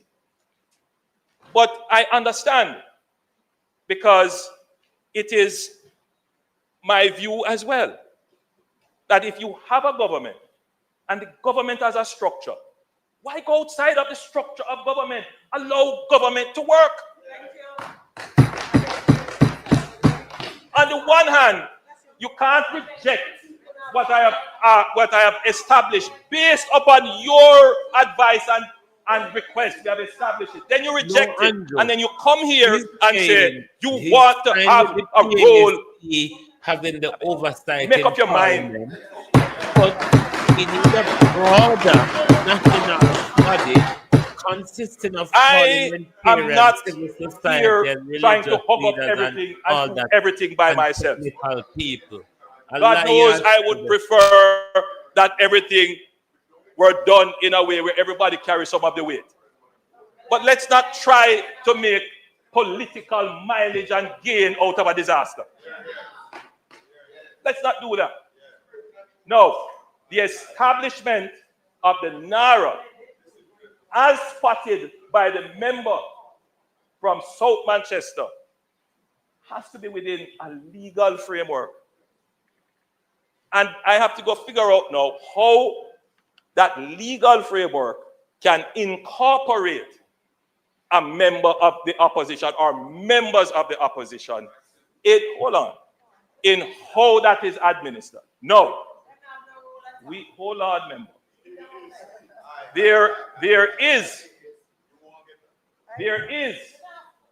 a precedent which I have been thinking about, but I don't know if it has worked. Again, the member from Manchester South would immediately recall that the National Security Council was established in this way, where a member of the opposition from time to time was invited to sit on the National Security Council. Hold on, man. The Disaster Risk Council is an established position. And we have always said, let us use that. But you won't want to use the Disaster Risk Council. You want me to go now outside of the established structures and set up another structure. That's what you want me to do. No, I am making my point. You have a point of order, opposition leader. No, opposition leader. Your mic is not on as yet. Okay, thank you. The Prime Minister is again misleading the House. We have never objected to the use of the Disaster Risk Management Act and the Disaster Council, Risk Management Council, Disaster Risk Council, as the framework for dealing with disasters. We have perhaps objected to some of the things that happened during the pandemic in terms of the use of orders to create criminal offenses, but that's a different matter. The framework itself is robust and sound. It has been marginalized and put into OPM. And NARA is being established as a new framework. And all I'm saying is, if you want this to be a national effort, it would be a good idea, in my view, to include the opposition in the governance structure of NARA. If it's a statutory body, all you have to do is in the schedule which establishes its composition, include 1 or 2 members appointed by the leader of the opposition. That is standard, it is done. There are many examples in our law of that, many, including things like the Early Childhood Commission and the Parenting Commission. The Disaster Risk Council itself has the leader of the opposition as a member. And there are many, many others. So there's no rocket science to do this. It's just a question of political will and whether you think it's appropriate or not. And clearly you don't.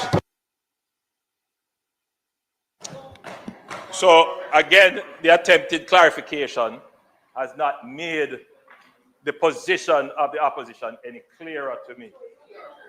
When we met, I explained that there is the Disaster Risk Management Act, which already incorporates the leader of the opposition.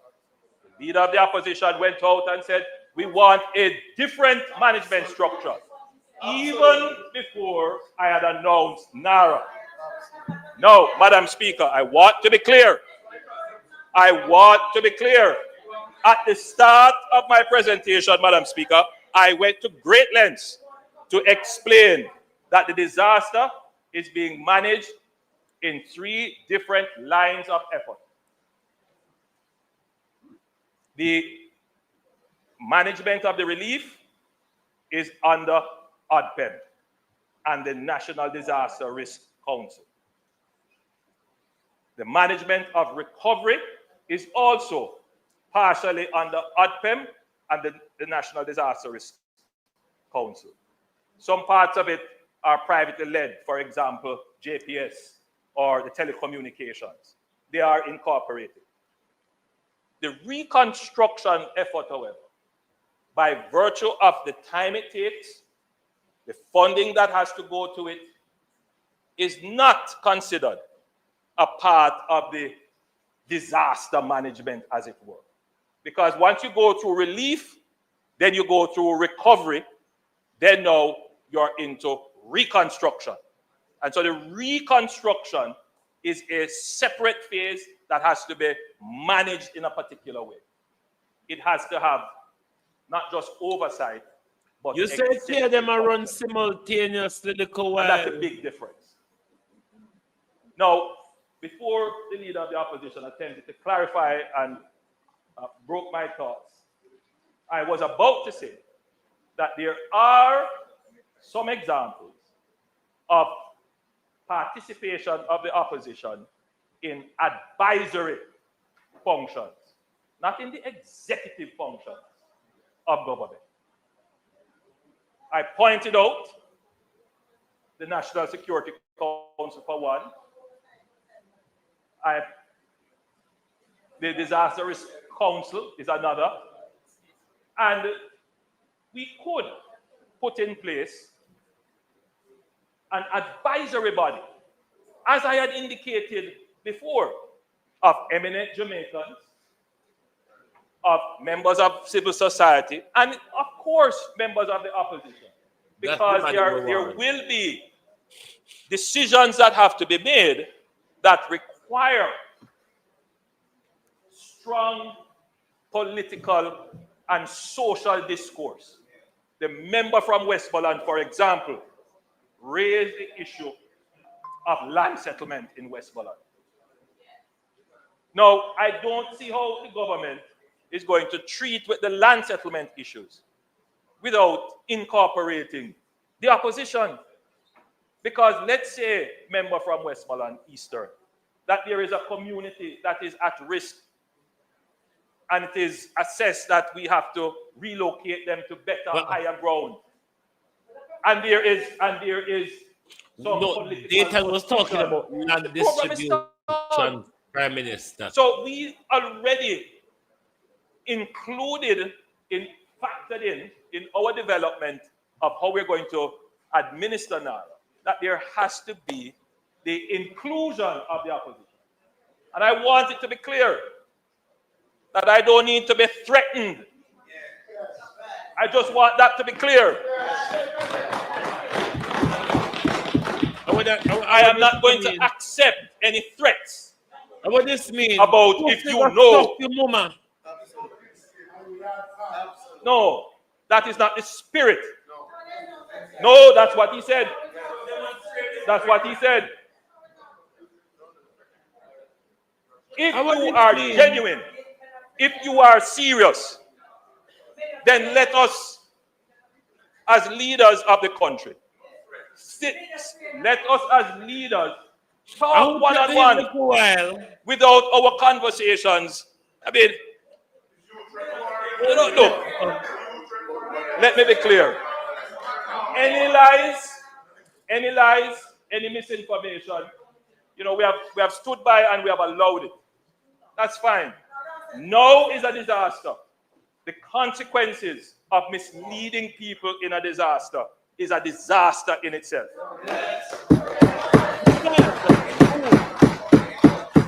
And if you are truly a part of the government, then you must act like a part of the government and be responsible in your pronouncement.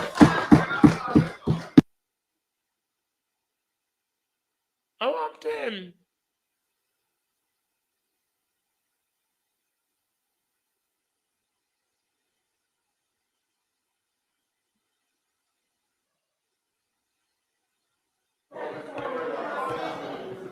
No. House Leader? Oh, You can point up all after. Madam Speaker, we will now have a statement by. He answer the whole of people them question. Because he can't answer the people them question, he start the cussing. And so Andrew do all the while when he can't answer question, he just start cuss. Andrew, we tongue long too, you know. Andrew Holness, we tongue long just like for you. I true, we not choose to roll it out, Japa dot every day.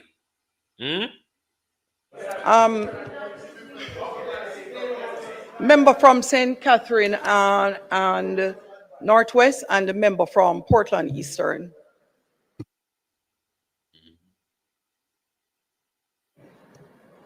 I asked Prime Minister that based on your analysis and the numbers you have received, is the 6.7 billion sufficient?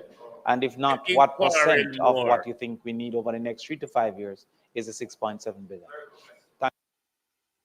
Hold on, Prime Minister. I had raised the issue of your electronic distribution, the moving from electronic and the human rights implications in relation to persons who didn't have IDs and stuff here. $6.8 billion. $6.8 billion is sufficient. We couldn't expect to borrow everything that we need. And we will have to fund some of it from our own revenues, which is why I've been emphasizing that we need to keep the economy going. Let's get back to normal quickly. Though we do have this large envelope, I'm certain it's not going to cover everything, but it is far more than we have ever had, and it is certainly a significant part of what we will need. It's very hard to estimate. The asset damage is 8.8 billion. So we have been given 6.7 billion. So that's substantial. Remember now, some of the asset damage is not on the account of government. Some of the asset damage would be hotels which are privately owned, you know, businesses which are privately owned. So a large part, in other words, I'm certain that we will cover what is on the government's balance sheet with this amount of money that is left to us. No.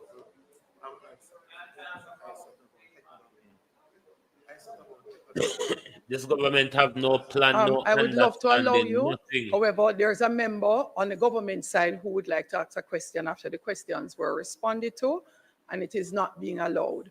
So I will turn over to House Leader. House. Julieta Shield Andrew. House Leader, I would. And I'm saying to you that there are persons who want to start another round of questions. So, we must get question about it. I said House Leader, so you notice you? House Leader, next statement by Minister. I such question. The member from Portland Eastern. He asked. Yeah. So Prime Minister was to respond. He asked his as well. He asked his as well. The member from Portland Eastern asked a question regarding whether the human rights of persons will be respected when we transition to the mainstreaming of the relief effort. Yes, notice we use the term vouchers, both physical or electronic. And in our traditional standard way of giving social support, members, the persons who receive it, are required to have some form of identification. It is the requirement of our government that persons who are receiving benefits from the government have some form of identification. In this phase of the relief, that was not instituted. There was no request or requirement for persons to produce IDs. I am being clear. There was no directive from the government of Jamaica for anyone to produce any form of ID. I am not saying it didn't happen. I have heard things being said. I have not received any formal reports of that, but we were very clear to the agents, including the JDF, including the Ministry of Labour and Social Security. So you say the JDF gone rogue then just do things on their own. Prime Minister, sit down. Sit down. Madam Speaker, just to be clear. Prime Minister, sit down. In doing this, we always have a provision where we enable persons to be properly documented. As is the case with, for example, the Solidarity Program. When persons are applying, if they don't have the requisite identification, we support them in getting the necessary identification and documentation. So yes, we want to support and we do protect the dignity of all Jamaicans, and the dignity of all Jamaicans include that they have some form of identification as required. Thank you, Madam Speaker. We do have significant ground to cover today, so I'm going to ask that the Minister of Water, ask the members to appreciate when we go through the questions time and you close and give the Prime Minister a chance to answer, that we know there may always be more that arise, but we ask that we get the understanding so that we can move to the other matters. And we do want to take Minister's chuck to end that debate today as well. So, Minister Samudo.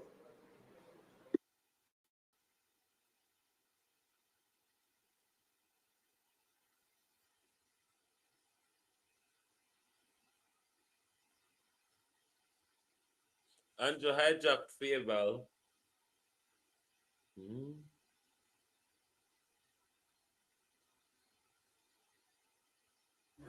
Minister of Water, Environment and Climate Change.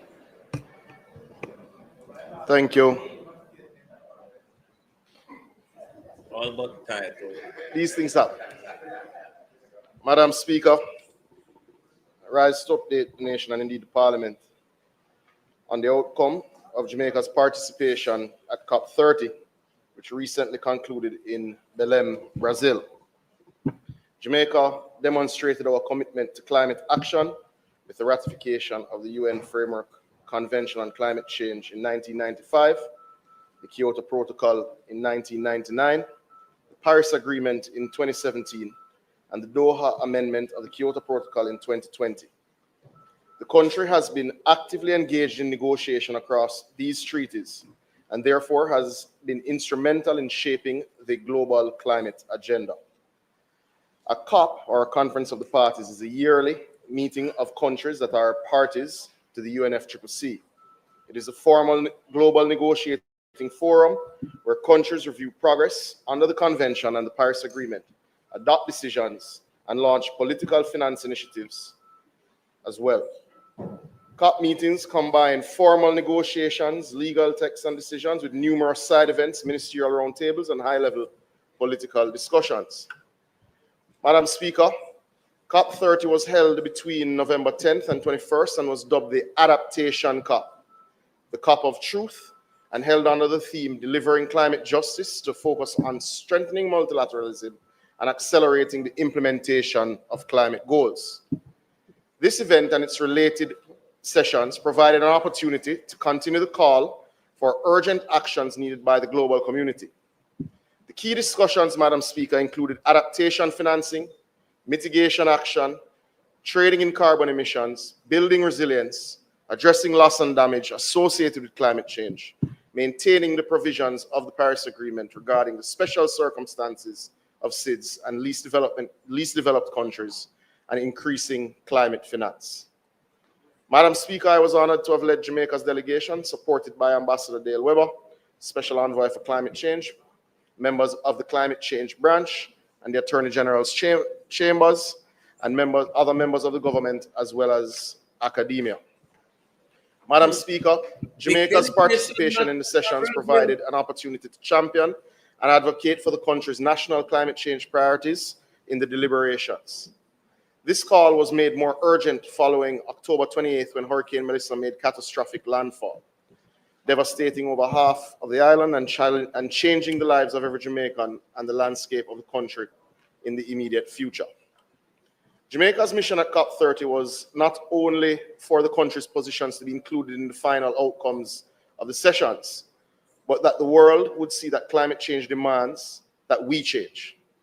Change in how we respect the science, in how we build with resilience, and most importantly, how we finance the necessary activities needed to build resilience and to mitigate future disasters.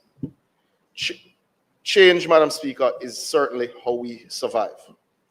Jamaica's key objective at COP30 was to secure operational, predictable finance for adaptation, resilience, and loss and damage, certainly including access modalities appropriate for SIDS. Anchor and defend the 1.5-degree limit with clear plans and milestones, while also pushing for quicker grant-based adaptation finance and simplified access procedures. With this goal in mind, Madam Speaker, several working meetings and bilateral engagements were undertaken with the following entities to further this target, including, but not limited to, the Fund for Responding to Loss and Damage, the Climate Investment Fund, the IDB, the Caribbean Development Bank, the Global Environment Facility, the NDC Partnership, the Green Climate Fund, and the Coalition for Disaster Resilient Infrastructure, otherwise known as a CDRI. Madam Speaker, I met with the Fund for Responding to Loss and Damage and their team.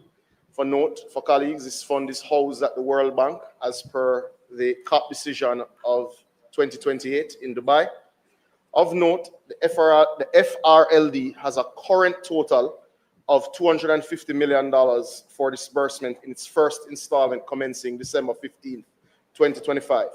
And each country is able to access between 5 and 20 million with a maximum of 2 projects. Discussions were successful and concluded with the following expectations. An invitation has been extended to the FRLD Executive Director to visit Jamaica on a working mission.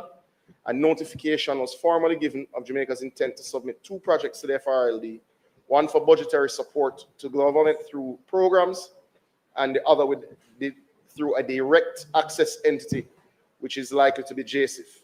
These projects would be for water and agriculture sectors. Madam Speaker, these meetings were highly successful. They have agreed to come on that working visit, and they have indicated in writing that they will be minded to support Jamaica's application for $20 million, which is the maximum allowable by country from the fund, and we'll be submitting on December 15th. Madam Speaker, we further met with the Climate Investment Fund. These meetings discussed 2 particular modalities of access to financing, and they really were looking at what you would expect, including microgrids, power solutions for water systems, solar power generators, solar panels, and certainly increased water storage. The 2 modalities that the CIF have include the Clean Technology Fund, which offers clean technology for rapid solutions. The emphasis for Jamaica was on the energy for the water sector, and US $50 million has been made available by the CIF through the World Bank as a part of the World Bank's envelope at highly concessional rates. These to be announced shortly. The second modality discussed with the CIF included the PPCR project. Though previously complete in Jamaica, a request has already been dispatched for an extraordinary allocation of US $20 million to be allocated as grant funding. The intention is to complete the processes associated with this program to allow for disbursement before the end of the calendar year. The implementing partner for this project is the IDB, and the project will be managed locally by the PIOJ and will obviously include climate resilient projects in the agriculture and water sector, as the PPCR project would have been designed for and should be known to members on the other side as it would have started in 2014. Additionally, Madam Speaker, we would have engaged with the GEF, being the Global Environment Facility. We would have had a working meeting with Carlos Manuel Rodriguez, their CEO, of the GEF. And from that meeting, we have received confirmation of a grant of an initial $3 million US, Madam Speaker, to assist small-scale farmers and the fisheries sector. ProPlan, high-quality nutrition for your pet's lifelong well-being. Developed months. Madam Speaker, I have already engaged my colleague, the Minister of Agriculture, and will form a project working group to finalize a submission ahead of the December 2025 board meeting. This submission for the first $3 million will be around restarting the fisheries sector, certainly in Black River. Madam Speaker, we further engaged with the Caribbean Development Bank, and from that engagement, for technical assistance, we received a relief grant of $500,000 US to help with the technical work that has to be done for engaging other climate finance agencies. We also would have engaged the NDC partnership. The NDCs, for those who are not familiar, refer to the Nationally Determined Contributions. It is a mechanism under the UNFCCC. Jamaica would have previously co-chaired with the UK government the NDC partnership. We would have received commitment for significant technical assistance through the NARA Prime Minister, and they will be assisting us with further submissions to the GCF and other funding bodies. The Coalition for Disaster Resilient Infrastructure, which is primarily funded by the Indian government, has also committed significant technical support. This support will be in the NARA and will ensure that we have sufficient technical leads, meaning engineers, architects, etc., for the work that we'll be doing. And this will assist us with bilateral proposals, especially to the Indian government, who have already indicated their own support. Madam Speaker, this is to be noted that these funding mechanisms that have been outlined are separate from the GCF.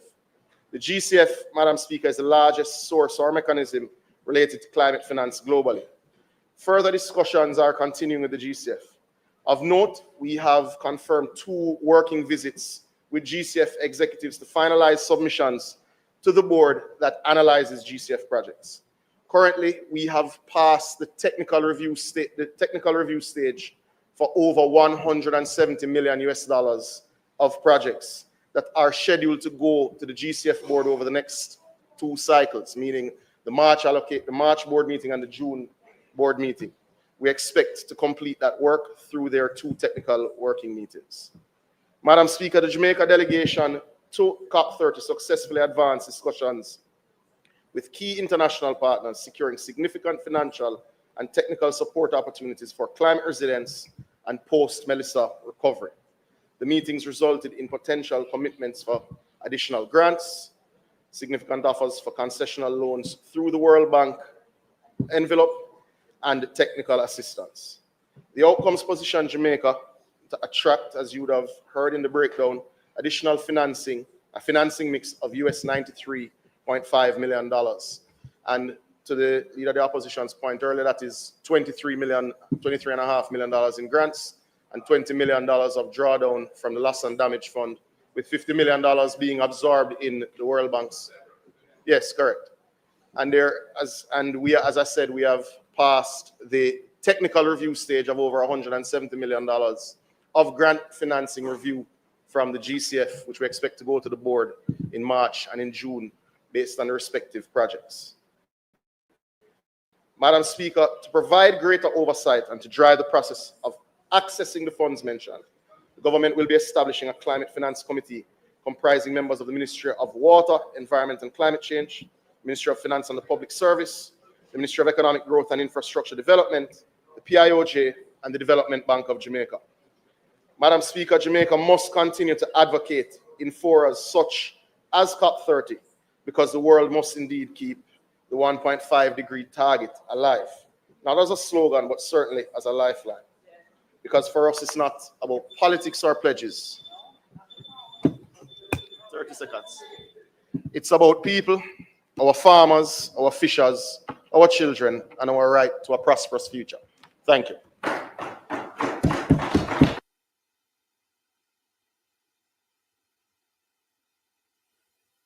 I hope the case with. Is there anyone from the opposition responding? Response from St. Mary Central. Who's this? Omar Newell go respond?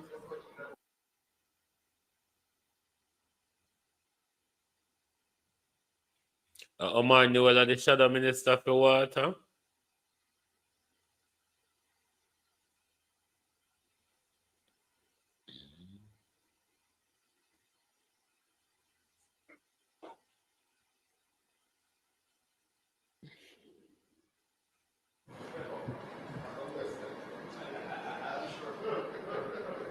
Thank you, Madam Speaker. I thank the Minister for his report on Jamaica's participation at COP30. Climate change is no abstraction for us. It is a lived experience of every Jamaican, especially after the catastrophic landfall of Hurricane Melissa, which devastated more than half of our island and destroyed years of development in a matter of hours. Madam Speaker, I acknowledge the Minister's efforts and the engagement held at COP30. But with the scale of destruction we face, the country needs clarity, not just contact.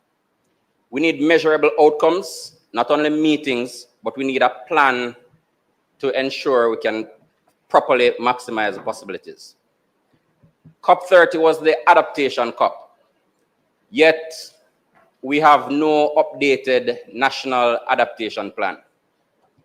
The Minister reported extensive bilateral meetings, but I haven't heard a word about our national adaptation plan, which is a foundational instrument required under the global goal on adaptation. Madam Speaker, Jamaica's national adaptation plan is overdue. Without it, we cannot maximize access to loss and damage. We cannot justify adaptation finance, and we cannot coordinate reconstruction across ministries and municipal corporations. This must be tabled and debated as a matter of urgency.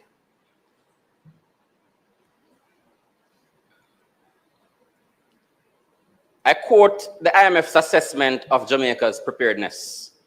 Madam Speaker, in 2023, the IMF, in their Climate Public Investment Management Assessment, stated that progress has been made in the development of a comprehensive climate change policy framework and in planning for disaster risk financing. However, coordination across the central government and with municipal corporations is weak, with no institution positioned strategically to lead either adaptation or mitigation-related investments. This is not the opposition posturing. This is a direct quote from the IMF. It underscores, Madam Speaker, a structural weakness that the Minister's presentation does not address. And now that Jamaica has access to $6.7 billion in reconstruction financing, coordination is not optional. It is urgently required.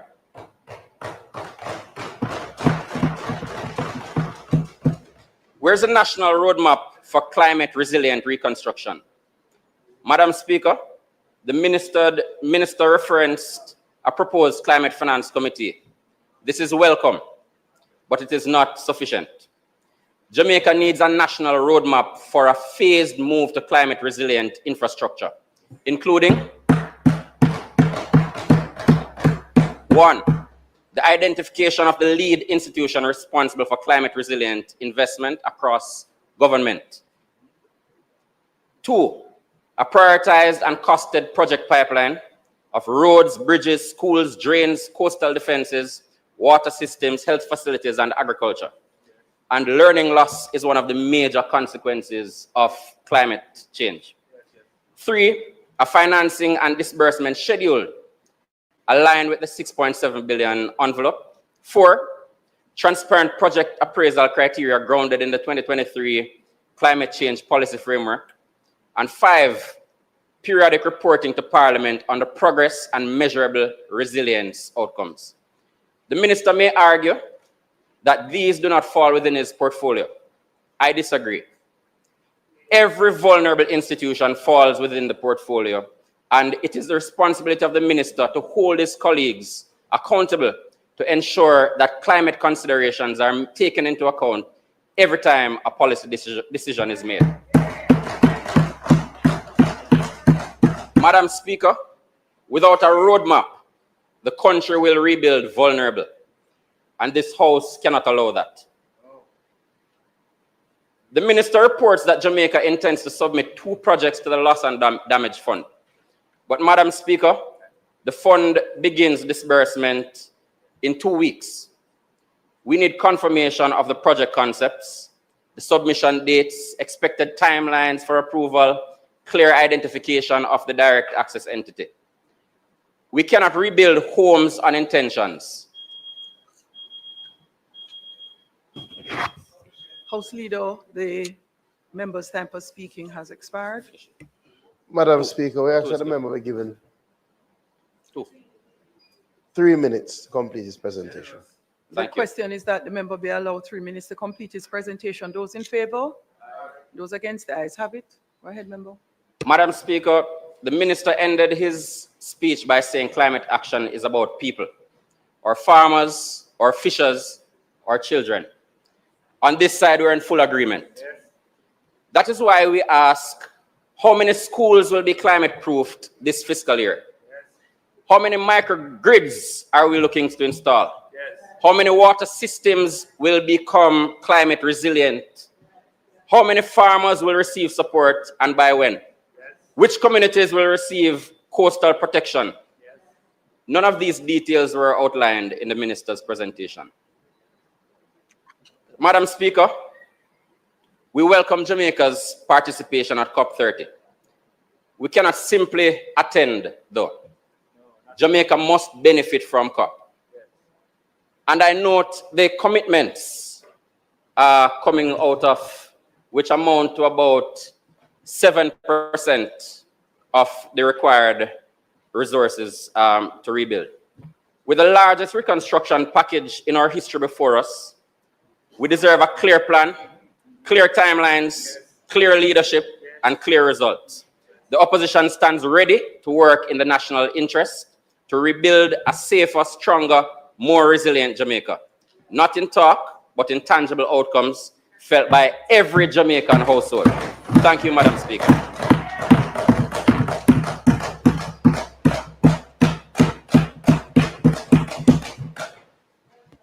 Any questions? Member from Port Royal East and a member from Westmoreland Central. I have not seen anyone else. Go ahead, member from Port Royal. No, it is East Kingston and Port Royal. East Kingston and Port Royal. Minister, just 2 clarifications.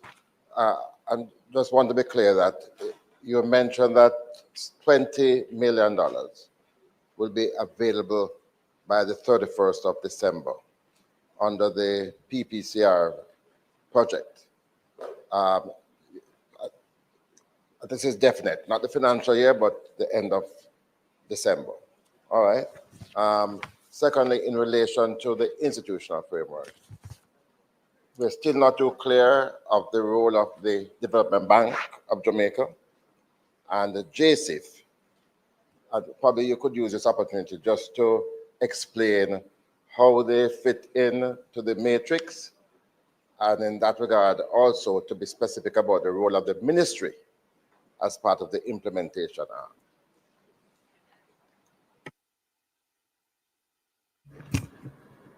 Next, member from Westmoreland Central. Turn your mic on. Thank you, Madam Speaker. Just one question, Minister. As it relates to the Clean Technology Fund, I notice it states that US $50 million has been made available by the CIF at DP concessional rates. It goes on to state that opportunities exist for Jamaica to obtain a portion of the funds as grants based on the exceptional circumstances of the Hurricane Melissa. What I want to know is what portion can we obtain as a grant, and what do we need to capitalize on the opportunities to obtain such a grant?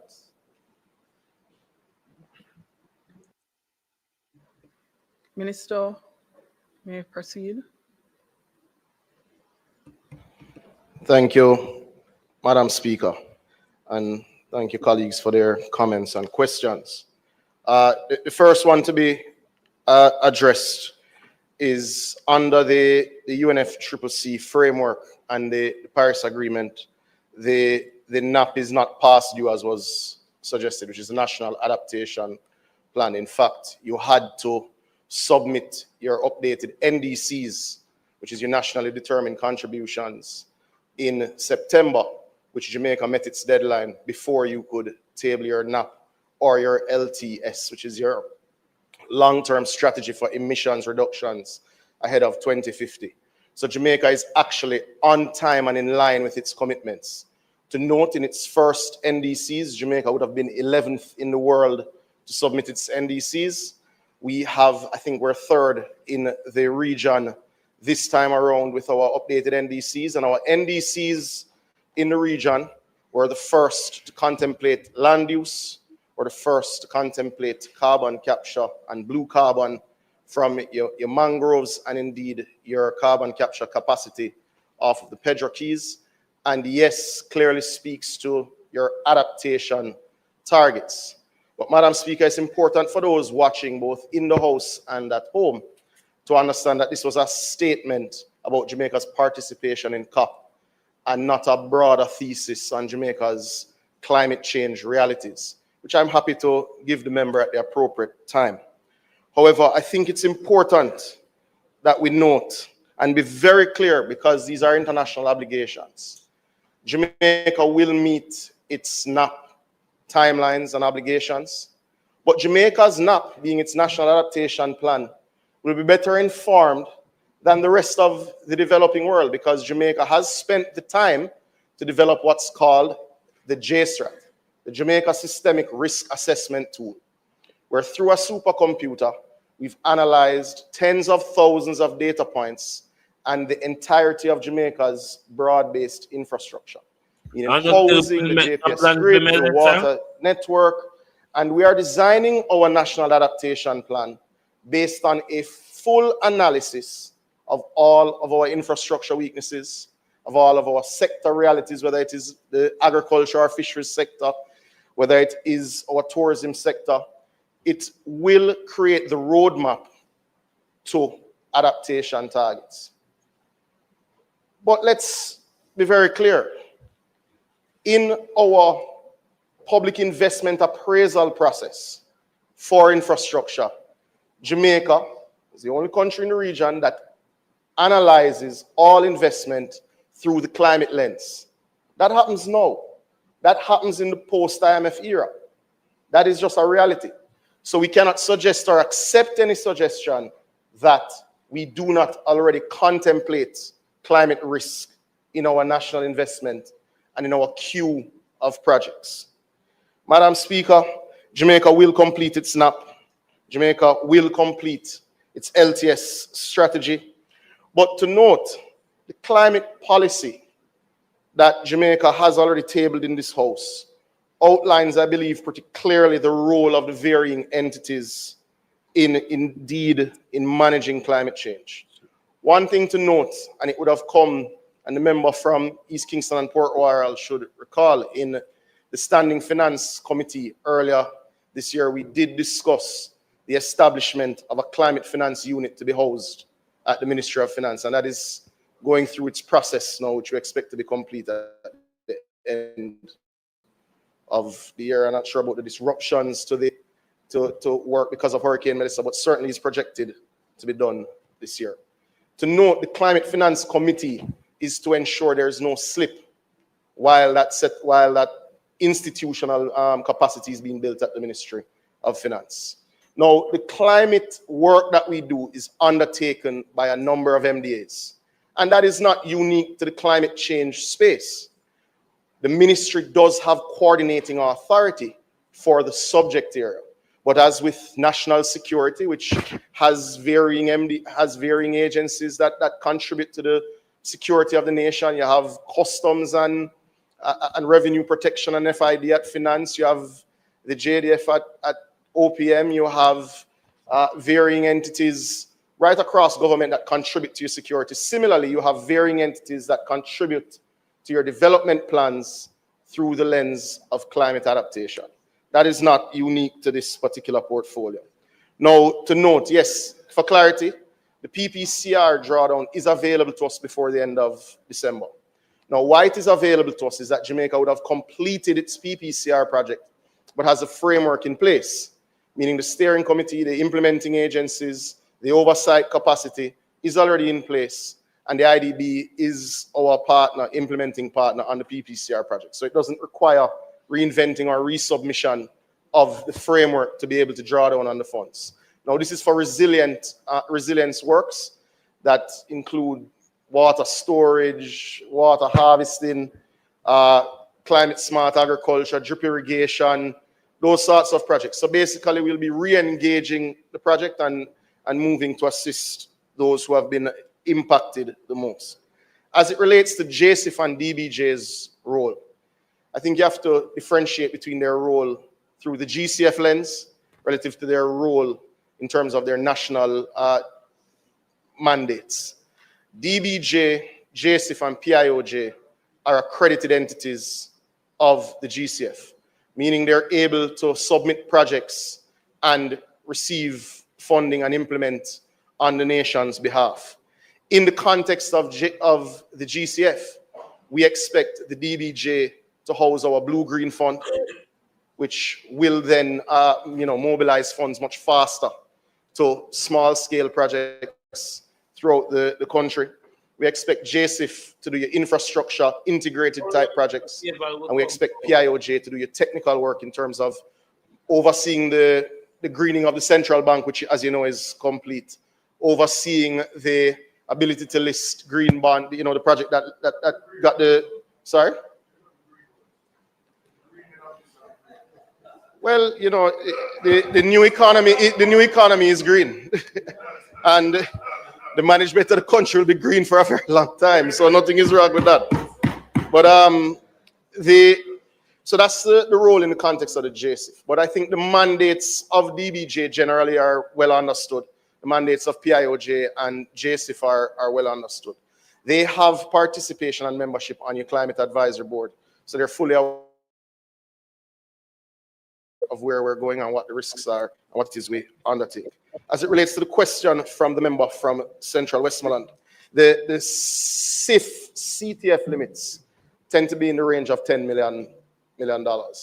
Because this has been made available to us through an emergency response window, you wouldn't have had a project sitting, waiting in that space. What they have said to us is they've already made available the $50 million to the World Bank as a part of their envelope at deeply, deeply concessional rates. But there is route for Jamaica to submit a project in the range of $10 million that would be converted to grant financing as opposed to debt financing. I think that answers the questions, Madam Speaker. I thank you. Thank you, Minister. House Leader. Madam Speaker, I now ask for the recommittal of announcements and notice of motions orally.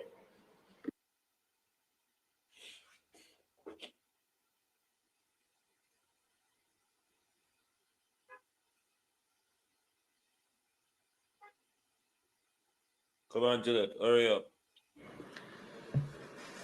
Because I know we don't come about Uno. Announcements? Oh, sorry, the question. Members, the question is that we recommit announcements and notices of motions given orally. Those in favor? Those against? The ayes have it. Announcements? Also laid on the table are the following. Government of Jamaica Fiscal Policy Paper for the financial year 2025-2026, interim report dated 2nd of December 2025, and the annual report of the Office of the Public Defender for the year 2023. Thank you, Madam.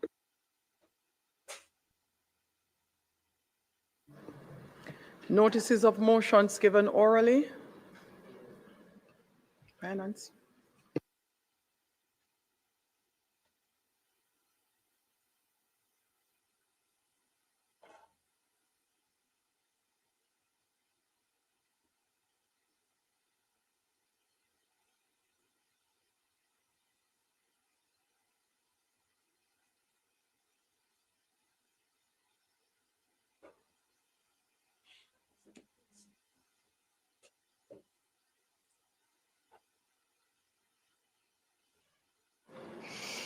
Appeal I didn't tell this evening.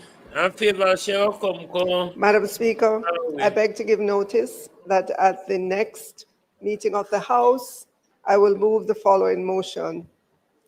Be it resolved that the fiscal policy paper for the financial year 2025-26 interim report as laid on the table of the House on the 2nd day of December 2025 be referred to the Public Administration and Appropriations Committee of the House of Representatives for consideration and report.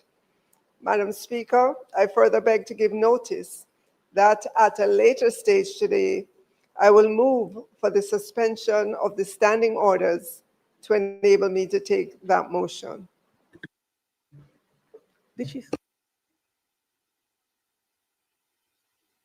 Public business. Madam Speaker, in public business, we will hear from the Minister of Finance as she tables the third supplemental estimates.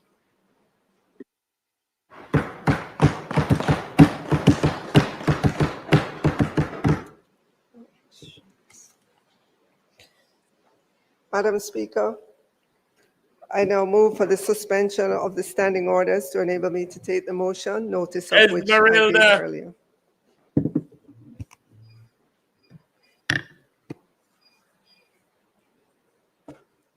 Minister.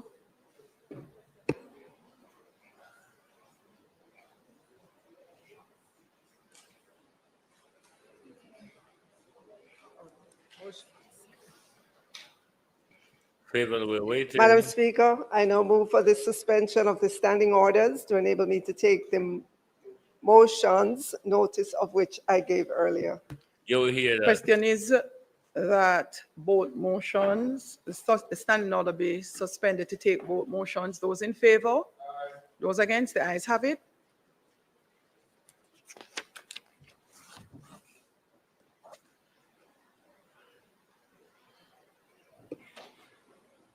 Yes, Minister, you may commence. Okay.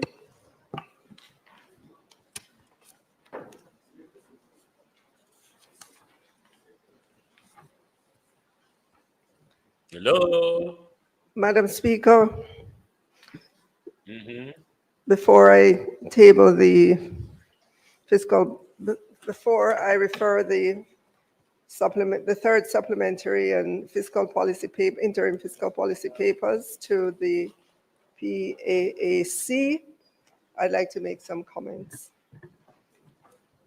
Madam Speaker,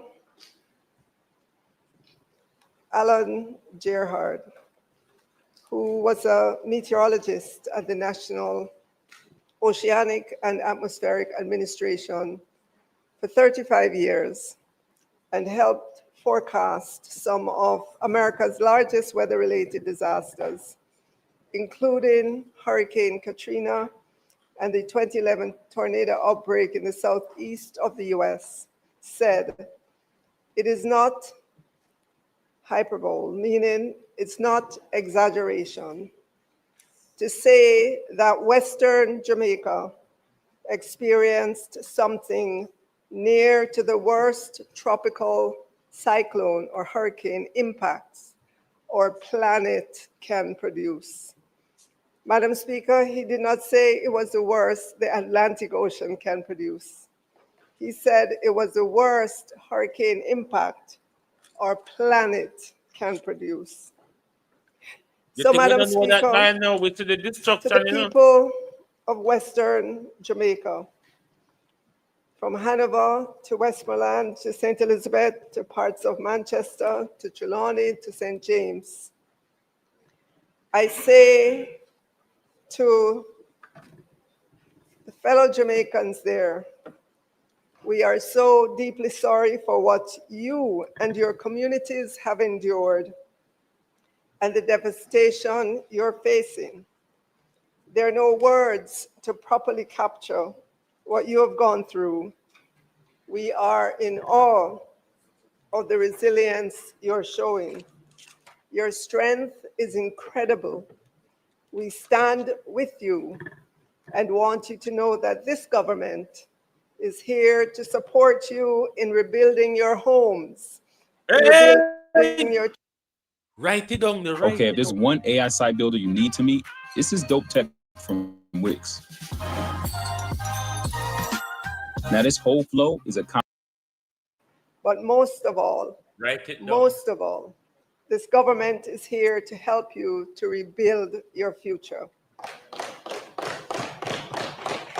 Thank you to the people of Jamaica, the diaspora, Friends of Jamaica, international partners, NGOs or CARICOM partners, countries of the world for the outpouring of support. Madam Speaker, I want to thank the World Bank and the IDB for their global rapid post-disaster damage estimation report. It chronicled every sector of the economy and gave us, in pretty rapid succession, the extent of the damage that we suffered. It also looked on a parish-by-parish basis, and we know now that St. Elizabeth, in terms of the damage, was the worst. 2.3 billion worth of damage. St. James was next at 1.8 billion, and Westmoreland at 1.4 billion. Value of residential damage, including content, total non-residential damage, including content, total infrastructure damage, total agricultural damage. That was what was included in that number. Of note, Madam Speaker, the damage assessment does not include the broader economic losses, which can be about the same or higher than the physical damage for infrastructure, residential, non-residential, and agriculture. So layered on top of that would be the economic loss in terms of business and other disruption of services. Madam Speaker, we can tally up the physical and economic damage. And by now, we have a pretty good handle on that. But Madam Speaker, the greatest unknown is the impact that the Hurricane Melissa has caused on the psyche, which is the soul, the mind, the spirit of Jamaicans who have lost their homes, their belongings, their communities, their churches, and their familiar way of life. In much the same way we are moving with haste to begin the reconstruction, we must include the mental well-being of our people in that process. Madam Speaker, that we are here sitting, and in my case standing, talking about the damage means we're alive to see this day. Not so. Several persons who were reported to have lost their lives. We grieve with those families and ask God's blessings on the families and friends as together we assist them to rebuild their lives and their dreams. Madam Speaker, this government's steadfastness in remaining true to fiscal prudence, despite the siren song of some who wanted profligacy and run with it budgets, or steadfastness has served us well. For 10 straight budgets, we have demonstrated a resolve through different ministers of finance and different administrations over on this side.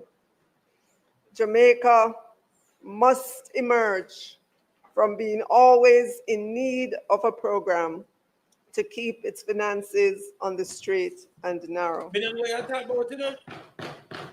Madam Speaker, there was a particular chart that I had in my budget speech in February of this year, and it had to do with our framework for national natural disaster risk financing. And at the time, I said, Madam Speaker, the commitment of this government is to continue strengthening our multi-layered national natural disaster risk financing and to fill in any gaps that we have. And at that time, in February of this year, I announced that by March of this year, we would add another instrument for an amount of Jamaican 6.5 billion to bring the total of what would be available to Jamaica to 130.6 billion at that time when I addressed the House in February of this year. And I also said, of course, how much we can access will depend on the severity of the disaster. Well, Madam Speaker, we know now how much was available and how much we were able to access. Madam Speaker, as I said then, that we're continuing to expand our disaster risk financing. Now I'm already speaking with our international partners, and I can report that our disaster financing with Caribbean Catastrophe Risk Insurance Facility was already reinstated, Madam Speaker, up to the US 91 million, and we are discussing increasing that coverage. Of note, Madam Speaker, CRIF, which is what we call them, will be launching a micro home insurance product through Guardian this month in Jamaica, designed for workers. This is the beginning of building a culture within our population of having insurance for their homes. The microinsurance market is developed and is cost effective. We will begin that journey with Jamaicans, and we will begin developing that culture. Yes, Madam Speaker, the World Bank and the IDB in their report said that Jamaica maintains one of the Caribbean's most advanced sovereign disaster risk financing system, including contingency funds, I wonder which biometric one of them insurance, friend have and the sharing US a Guardian 150 life in a million World Guardian. Bank supported catastrophe bond intended to provide rapid post-disaster liquidity, which was triggered on November 7, 2025. Madam Speaker, Jamaica's resilience is often described as legendary, not because the country avoids natural disasters, but because of the remarkable speed, spirit, and consistency with which its people and economy recover from devastating shocks. This characterization stems from several key historical and cultural factors. Madam Speaker, the speed at which Jamaica has historically bounced back is a primary reason for this reputation.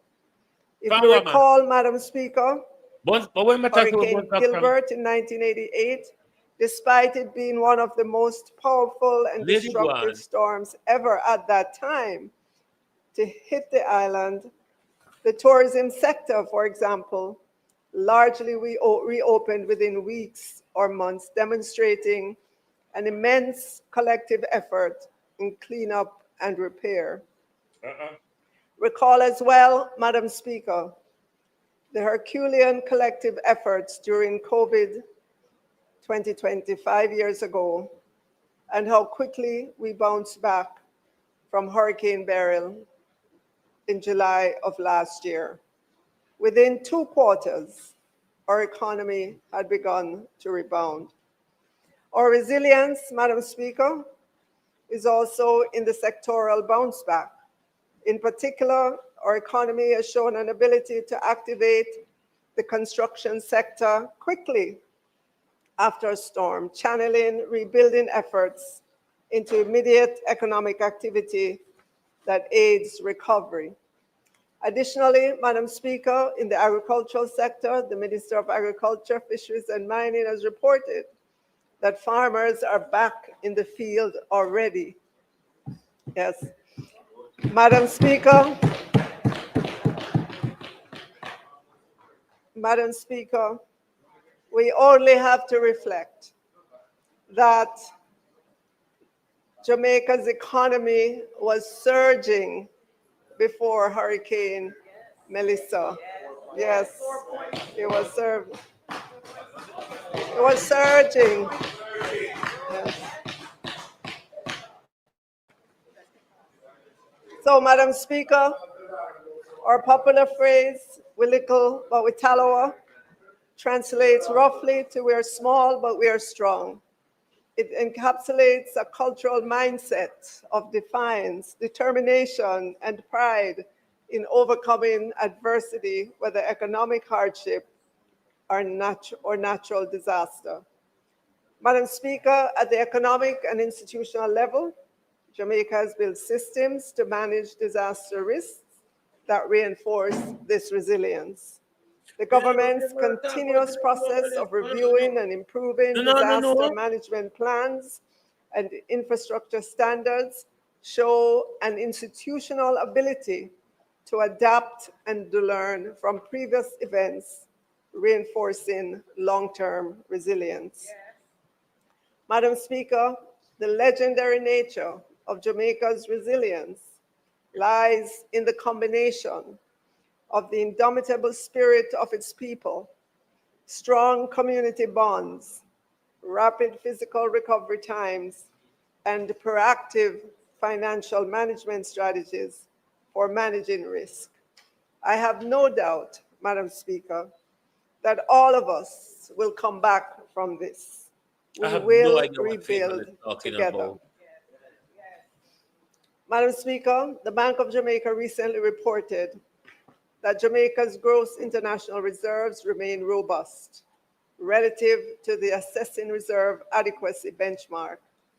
At end of October 2025, the gross international reserves amounted to US $6.2 billion, which was US $487 million higher than the outturn at the end of October 2024. The central bank said that looking ahead, over the near term, gross reserves are likely to remain robust.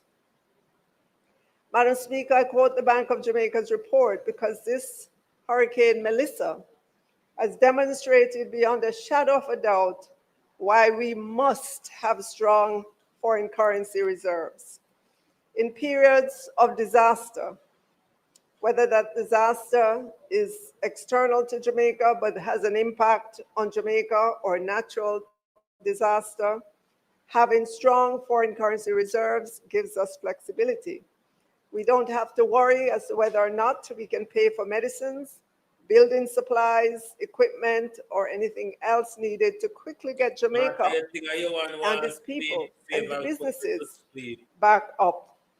Madam Speaker, the foreign currency reserves is like your rent money. You should not party with that rent money. And so my message today, Madam Speaker, is one of hope.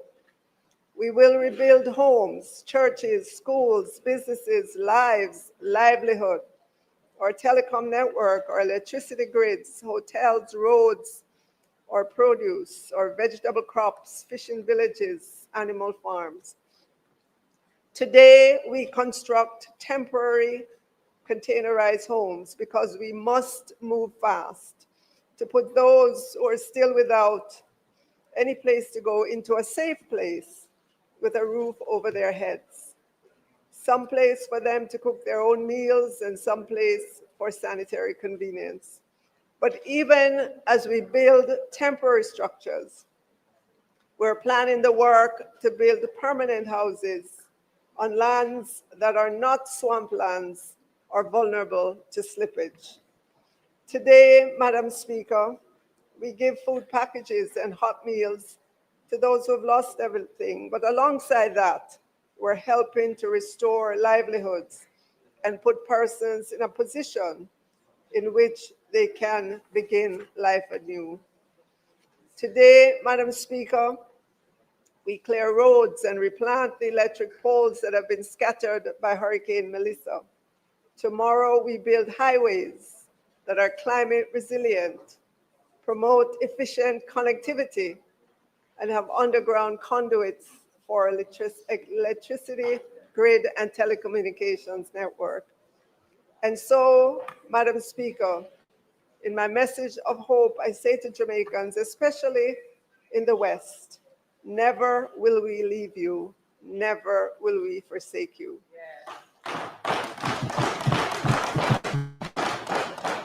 Madam Speaker, today I bring the third supplementary to Parliament to reflect the recovery, reconstruction, and resilience building that must happen, as well as the normal business to which we must attend.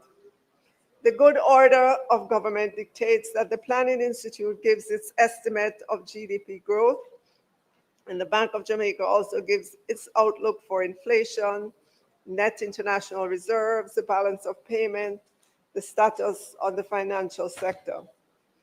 This information then becomes the basis for the Ministry of Finance and the Public Service to project the Hurricane Melissa impact on tax revenues, impact on expenditure, debt to GDP ratio, and fiscal balance among the important variables. This information then goes to the Independent Fiscal Commission that verifies that the impact of the hurricane on the economy is at least 1.5% of GDP, because that is the law that guides suspension of the fiscal rules. We have that report from the Independent Fiscal Commission entitled Validation of Fiscal Impact of Hurricane Melissa for the suspension of fiscal rules, fiscal year 2025-26. It states that based on the information provided by the Planning Institute of Jamaica and the Ministry of Finance and the Public Service, the fiscal impact is estimated at 5.3% of GDP over the period fiscal year 2026 to fiscal year 2029-30. Let me read that again. The fiscal impact is estimated at 5.3% of GDP over the period fiscal year 2025-26 to fiscal year 2029-30, well above the legislative threshold of 1.5% to trigger suspension of the fiscal rules. As such, the order, which we will take today, subject to affirmative resolution, will permit the fiscal rules to be temporarily suspended for at least an initial period of 1 year. This is how the law states it. If it warrants an extension, then the Ministry of Finance and the Public Service will present the case. Madam Speaker, our international partners have rallied to our support with a major package of financing and grants. Of that amount, US $2.4 billion is targeted at the private sector for major projects. We thank our international partners. The swift coming together was only possible because of the confidence they have in the economy and the government of Jamaica. This is a huge vote of confidence, Madam Speaker. And we will use the funding for growth-inducing capital expenditure, the kind that ensures we get productivity. I know that Minister Samuda is ready for that water and sewage distribution system to accommodate massive tourism growth, increase in the quantity of reliable water to Jamaican households and our agricultural sector. I'm sure all of us who have traveled to Western Jamaica noted that the highways have stood up, and Prime Minister is ready to continue creating our resilient road network and digital infrastructure with access to affordable broadband so that our schools and our homes, our schools can be fully equipped. In all of this, Madam Speaker, there are lessons for disaster risk financing and stable macroeconomic policy framework. And the main lesson for disaster risk financing is to plan in advance by using a combination of pre-arranged funding tools and risk transfer mechanisms like insurance to respond more quickly and predictably to disaster. It also teaches that a single instrument is insufficient and that strategies must be layered to cover different risks and response timeliness. Madam Speaker, embracing stable macroeconomic and fiscal discipline is a culture and a discipline that we will continue to build because it provides the cushion for disasters such as this, in which our real GDP is currently projected to decline by 4.3% for fiscal year 2025-26, compared to the growth forecast of 2.2% presented in the annual fiscal policy paper in February 2025. Over the medium term, Madam Speaker, real GDP growth is expected to average in the range of +1% to 2% as the economy recovers from the contraction projected for this current fiscal year. Big Minister We of also Education expect can barely inflation to read. stabilize within the target range of 4 to 6%. In the external sector, the current account as a percent of GDP is projected to remain in surplus, averaging about 0.7% over the 3 years following fiscal year 2025-26. Madam Speaker, our debt to GDP, which is a number that I know many Jamaicans know and follow. Our debt to GDP is projected to increase to 68.2% by the end of this fiscal year. So I want to say, I know that there are some persons who call themselves economists or analysts who jumped out. Yes, around that time, John Crow.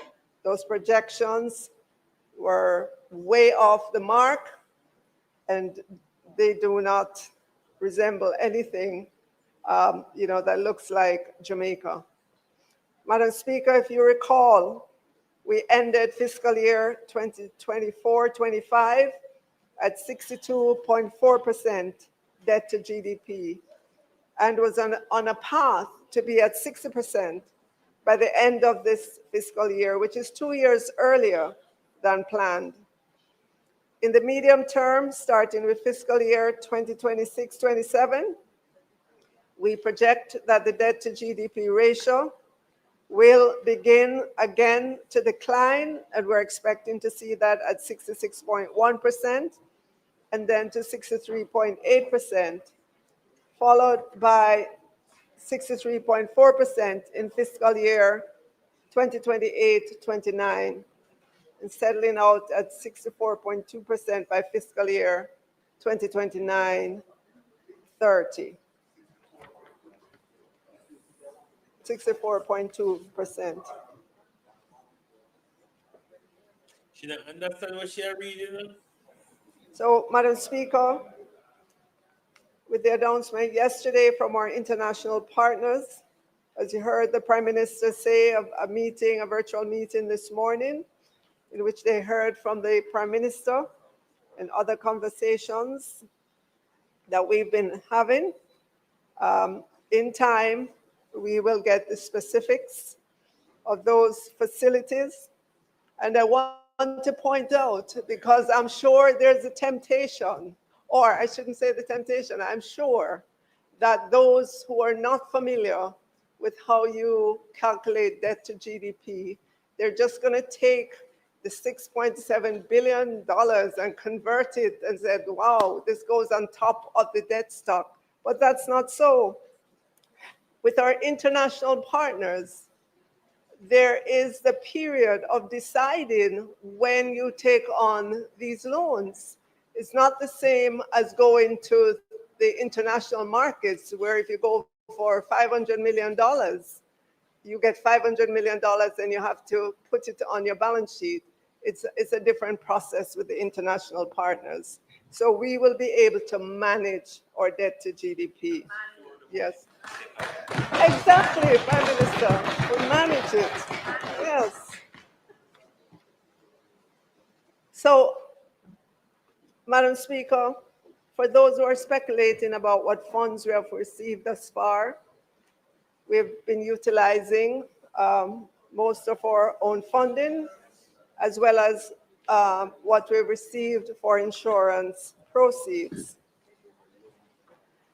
And I'd like to say, as we go forward, we will obviously increase the granularity of what we report on, but I can say that I can report that all in-kind supplies that were consigned to ODPEM will be accounted for. You heard Prime Minister talk earlier about the system that is becoming available there. At our seaport and airports, all of the in-kind that passes there for individuals, companies, charities that come through customs will be accounted for. Already, I have a report from customs that shows me the value, how many persons or how many, what was the input through the customs system. Individuals who bring suitcases or of supplies for families and friends via their checked or unchecked baggage on flights, obviously, that's not going to be accounted for by the government. Cash and kind sent to the opposition, families and friends, obviously is not going to be accounted for by the government. So if anybody wants to know how much the opposition has received, this is a question that should be put to the leader of the opposition and the shadow spokesperson on finance. We're not concerned about that. We're concerned about the We are government. also aware, Madam Speaker, that there are many entities. There are many entities. There are many entities that launched various platforms to bring in funds to help victims. There was no requirement for those private entities to pool their funds with those that came into government. We applaud the private entities, but those are not funds for which the government can account. Madam Speaker, turning now to the third supplementary. In addition to the normal running of government, for which additional amounts are provided, in the third supplementary, Madam Speaker, is Hurricane Melissa response and relief, $29.3 billion or 142 million US dollars. The Ministry of Economic Growth and Infrastructure Development will receive the largest share at $7.2 billion for road infrastructure and procurement of 3,300 containerized folding units of housing. The Ministry of Local Government and Community Development has been allocated $4.6 billion to help with post-hurricane relief efforts, fund the National Solid Waste pre- and post-hurricane cleanup, And it has gotten some support as well to the municipal corporations in that allocation. The Ministry of Tourism will receive 3.4 billion to support recovery of the tourism sector. As you know, many workers have been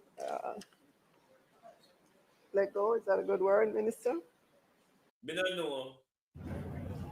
So AI, I've always wondered, what data were you trained with? Ooh, that's private. But you help us make decisions for a company. Yeah, when you need transparency from your AI models, you need Red Hat. Keep your options open. 这已经不是第一次了。我师父从小教我，咱们江湖中人不要总是。 sector. And the Ministry of Energy, Transport and Telecommunications, 1.5 billion. Lots of repairs to government buildings and other critical infrastructure. Alongside those Melissa-induced spending is the government's own spending to keep government going. But Madam Speaker, that's the power of preparedness and fiscal discipline. In the face of nature's power, we are reminded of our vulnerability, but also the incredible strength of the Jamaican people.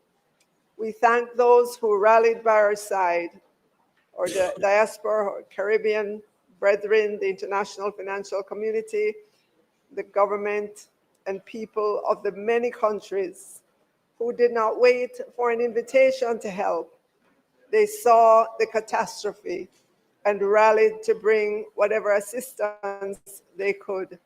By standing together, supporting each other, and working as one, we can face any crisis with courage and rebuild our lives and our communities. Thank you, Madam Speaker. One to the bloggers and the entertainer, how you not talk about them? One to the vloggers and entertainer, you never thank them. St. Andrew Southeastern. Listen to Julia. Thank you, Madam Speaker. And Minister, could you circulate a copy of your presentation for us? It's easier to follow if we have a hard copy. My first question, when would you provide and table in the House the report from the Independent Fiscal Commission, which it was tabled? No, they are supposed to. They are provided a report. It's normally sent directly to the Parliament and then table here, which would affirm the suspension of the fiscal rules. So it has been sent to the House, because that information is important for certainly the PAAC and for us as an independent body to assess the information in the supplementary budget. The report and the order. All right, well, you can, when you respond, you can give me that detail. Okay, so so I'm asking for that to be tabled.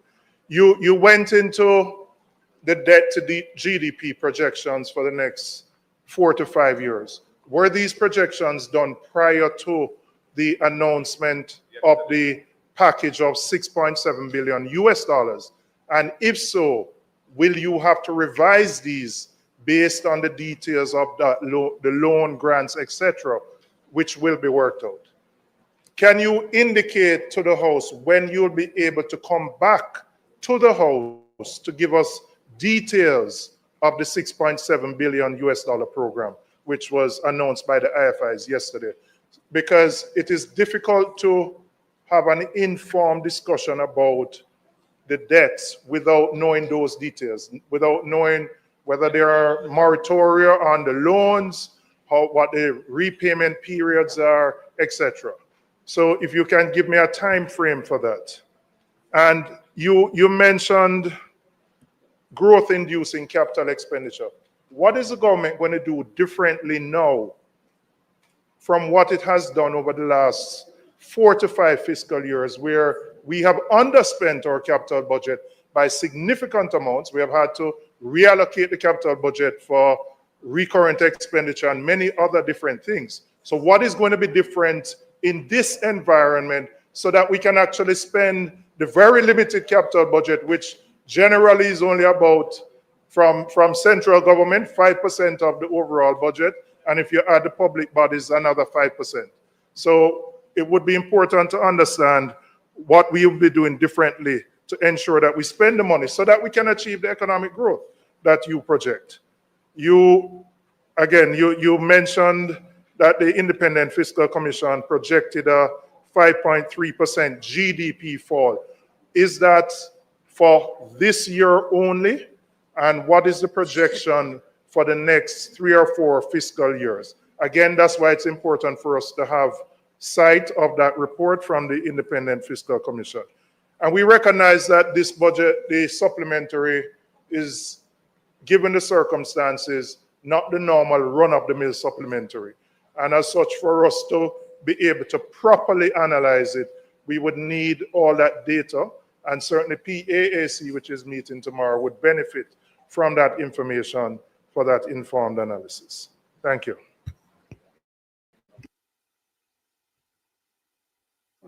And next, the opposition leader, and after that, the member from Portland Eastern. And then, thank you, Madam Speaker. My understanding is that this is a motion. Stand. Yeah, it is. And we're debating a motion. Oh, yes. Yeah. Thank you. Minister, it really would have been helpful if you had circulated a copy of your presentation to us, because there is a lot of detail and important information in it. And it's much easier to follow and respond to that if we have it in writing. So I'm hoping that that will be done.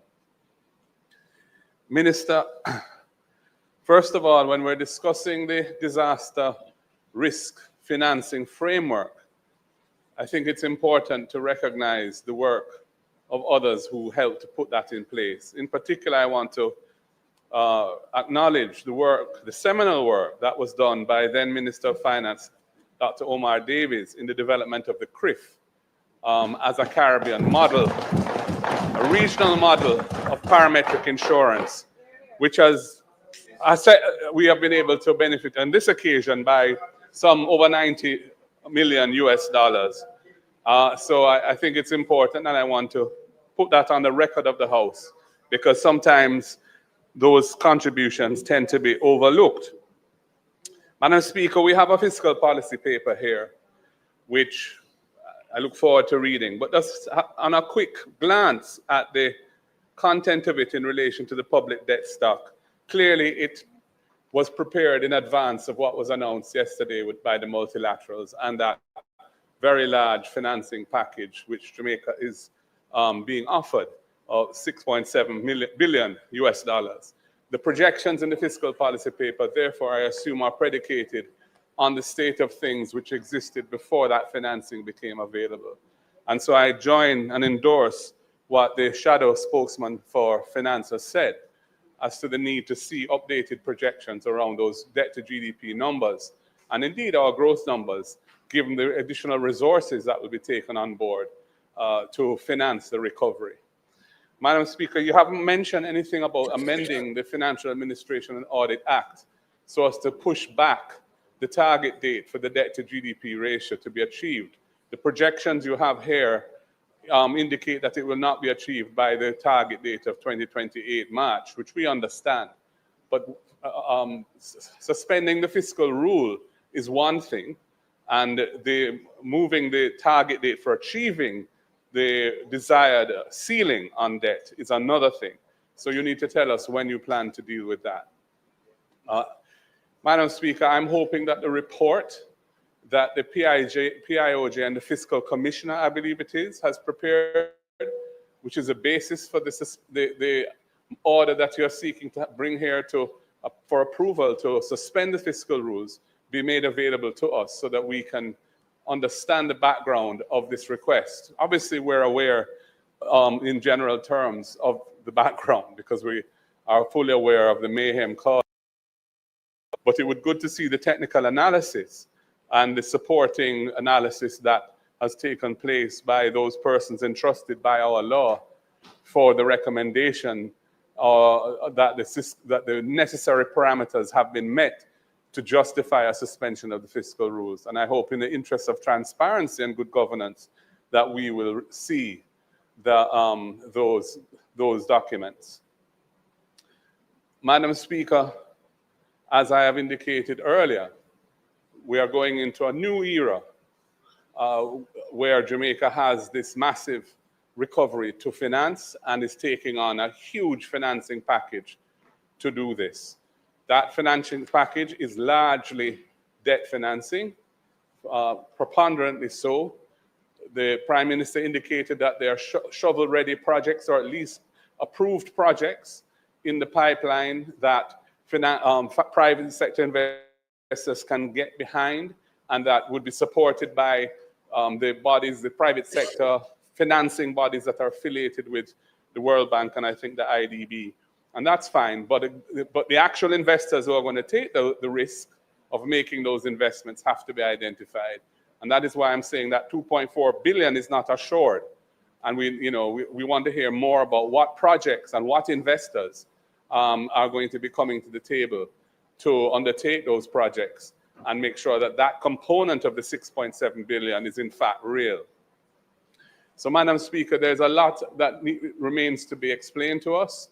We don't know any of the terms of this proposed borrowing, the interest rates, the tenures of the loans, any moratoria on interest and principal. From the numbers that were tabled today in the supplementary budget, I can see that certain interest expenses are not going to be incurred. So I assume that means that those multilateral lenders have agreed to suspend the obligation to pay during this period. I'd like to know for how long that suspension is going to last. I don't think that Jamaica has natural disaster clauses in any of our borrowings. I'm not aware of that. That has been pioneered by Barbados in their bond offerings, and I believe Grenada also took advantage of that, that where an event of a calamity of this nature caused by some natural disaster takes place, there's a period of suspension of debt payments for the duration of the effect of the disaster on an objective basis. And of course, that releases significant cash flow to help fund the country through that period. I don't think we have that formally in our certainly in our bond documentation. I don't know whether there are any public sector borrowings from multilaterals that have it, but even if there aren't, from what I'm seeing in the supplementary estimates, the multilaterals have agreed to suspend some of their payments because we're seeing savings on interest payments in the supplementary budget from the multilaterals. Perhaps you could tell us a bit more about that as well. So, Madam Speaker, I look forward to more information on this proposed order to suspend the fiscal rules in the interest of transparency and good governance. Thank you.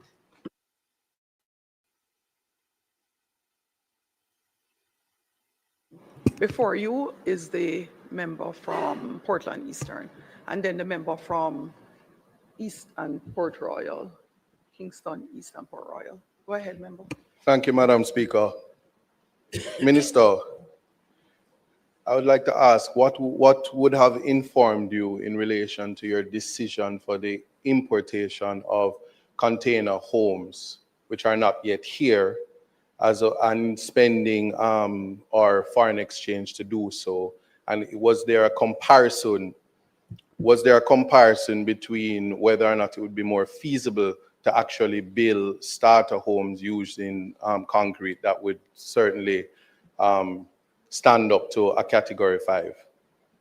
That's the first question that I'm asking.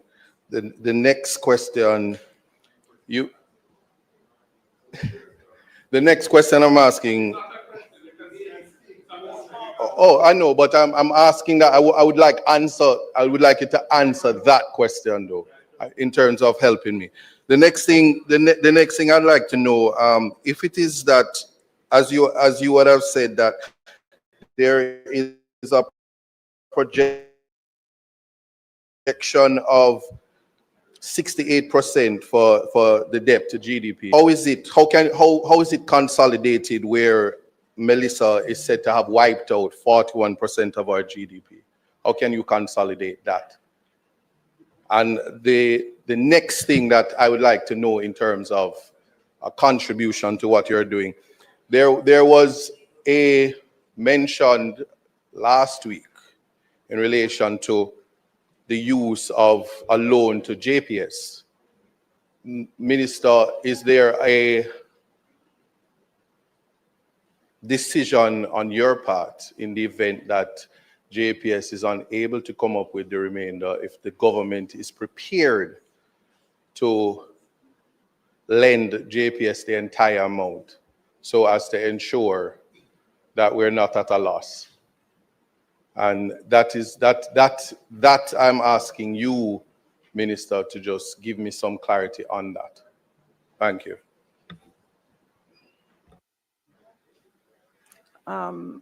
Members and new members, so this section is a debate on a motion. Nothing is wrong if you ask questions as well, but it's not quite question time. So at this session, you have a little bit more time if you have also come prepared to debate on the motion. Thank you. Madam Speaker, in relation to today's tabling of the third supplementary estimates and the acknowledgement that we really don't have a complete picture having regard to the announcements made earlier by the Prime Minister, is it reasonable for us to proceed with this debate for the third supplementary estimates? Aren't we quite likely to return very soon when the picture is far more comprehensive to have a fourth supplementary estimates? That's one point. The second point is that as we relax the fiscal rules, one of the institutional frameworks that we use to enable greater discipline in how we were able to manage the process to now was the establishment of EPOC, which was the body that enabled the government to keep on track. Is there any contemplation of such a body to be reestablished as we now move back into a higher level of debt to GDP? And thirdly, in relation to the JPSCO loan, last week we weren't able to get details on the specifics of the loan, such as what interest rate is being charged, and very importantly, in the event of a conversion, what value of the assets has been determined. And I know the member from East Portland has already asked the question as to where the balance will come from, because the minister last week did indicate that the JPSO cannot go on the market to raise $1. And if in fact the amount of money is indeed 350 million, I gather that that has been lowered by 50. So if we are saying 300 million, where is that balance of 150 or so to come from to enable the JPSCO to have full restoration of all of the country by the February deadline, as the minister had indicated? We didn't get any details last week. Has that loan been formally signed? And if so, if you could reveal the terms. Right, and of course, which is a government entity that is going to be responsible for administering the loan, passing the money, and to account for it to this parliament.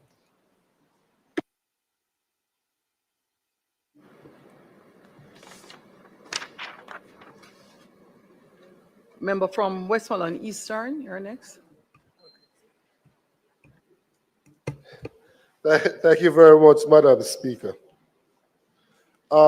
Minister, earlier you said that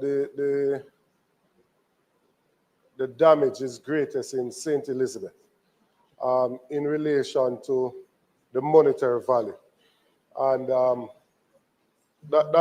not debating that, because I suspect that is based on the assets that they had before and the damage to that asset that would give that. What I wanted to know was more about the number of persons that were damaged, because the fact that Westmoreland had a greater number of board houses would put a greater number of individuals being displaced, and the value of the board house would be cheaper than the more permanent structure. So it's easy to get a figure that suggests that the damage is greater in that parish. However, the impact may be greater, or from what I'm seeing, is greater in Westmoreland. And some, like St. James, would have hotels and those other things that clearly are more valuable, and therefore it's easy to see how they would have a higher cost. So the number of houses damaged, and that leads me into the point about the number of container homes that are being ordered.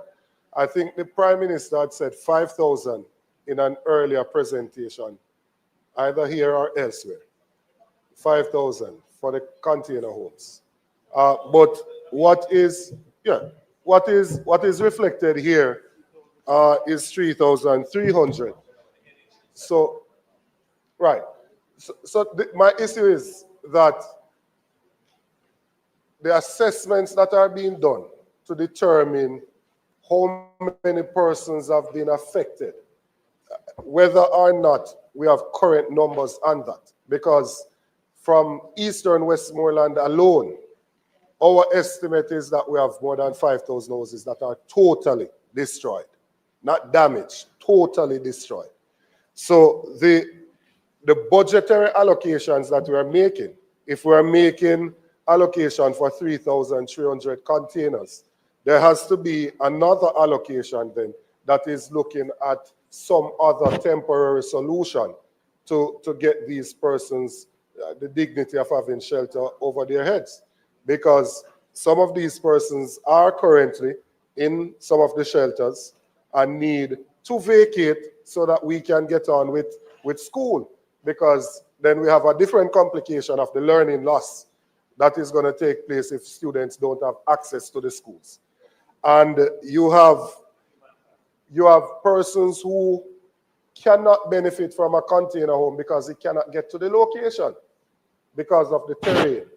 So the container home is going to require that you have to use a crane to take it there and to stand it up.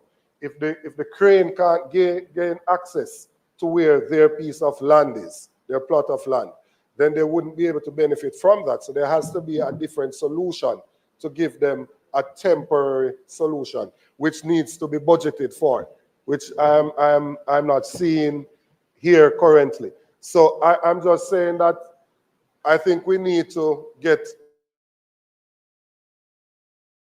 more up-to-date numbers so we can get what the true dislocation is of the persons in those 6 parishes. And then we can make adequate provision for temporary shelter for them, because it is a pressing issue.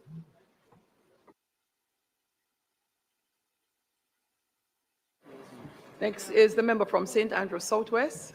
For you, Minister. Thank you very much, Madam Speaker. Minister, I wanted to follow on from where the member from Westmoreland Eastern was talking, the last point made. I was intrigued by the metric you used to value the damage. And I was thinking that if we look at the total damage, what metric are we using? All the metrics that we can? For example, what is the value of a board house versus a concrete house? What's the value of any house totally destroyed? How do we value that? What is the value we put to the trauma of the number of individuals in a parish, which would then be subject to more people, a higher level of trauma? How is that valued, and how is it compared? What is the value of lives lost? There are some parishes, some constituencies where more persons have died than other places. How do we value those?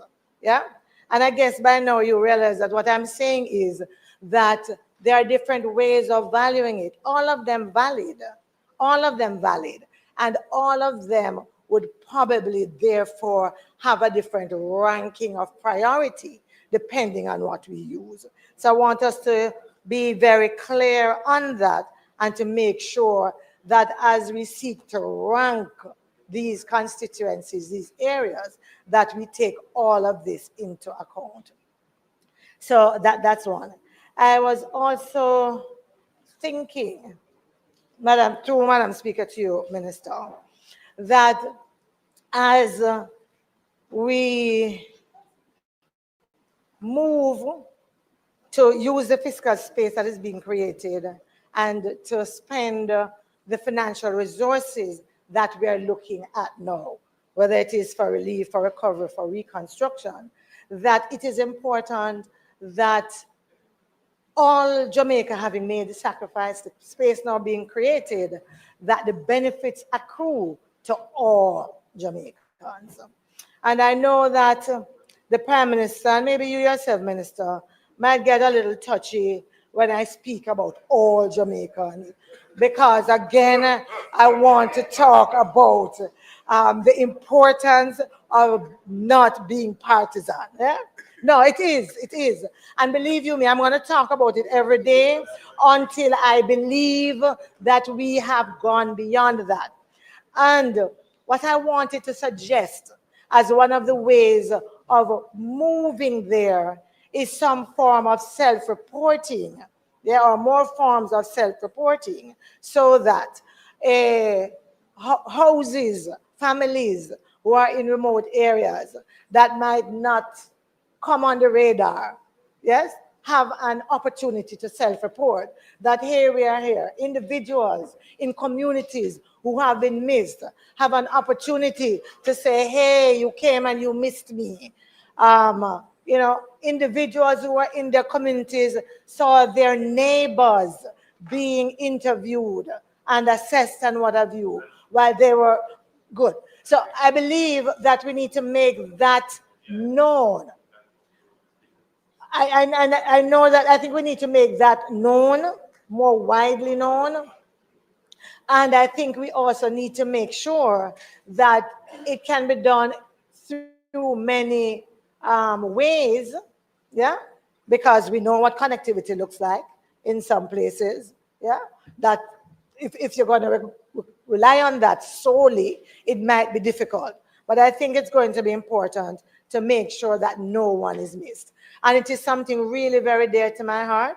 I say to individuals when I'm in campaign, I am going to talk on behalf of the PNP. I am going to fight for the PNP, but I am a Jamaican first. You nor anybody get to claim their Jamaicanness over my Jamaicanness. And I just want to make that clear. Yeah, I just want to make that very clear. Minister, as you were speaking, you spoke about the infrastructure improvement and so on. And you said that for some of these, that how the benefit will accrue to the tourism sector. I am hoping that...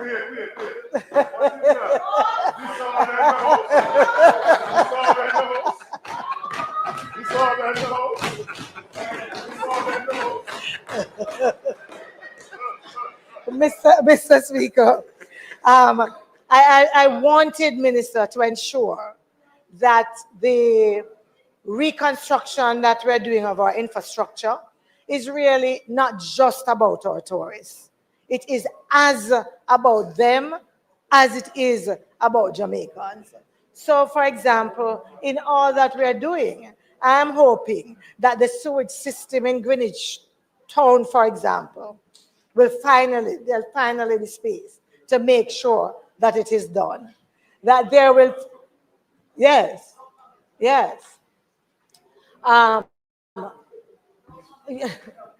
No, finally, no, because we are supposed to be building better and, yes, no, so I'm raising it because in 2025, Minister, I'm sure Minister has been to Greenwich Primary and knows the problem of sewage there and the smell in school.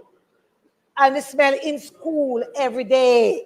And so as we build better, I am hoping that there is a little space for those issues we have ignored and those issues we have not been able to address, but where the fiscal space might very well allow those to be done. Thank you. I want to remind members that they should just open the issue as it relates to the supplementary estimate not closing yet. She's coming back here with the issue. So we don't have to look here. We don't look here. No.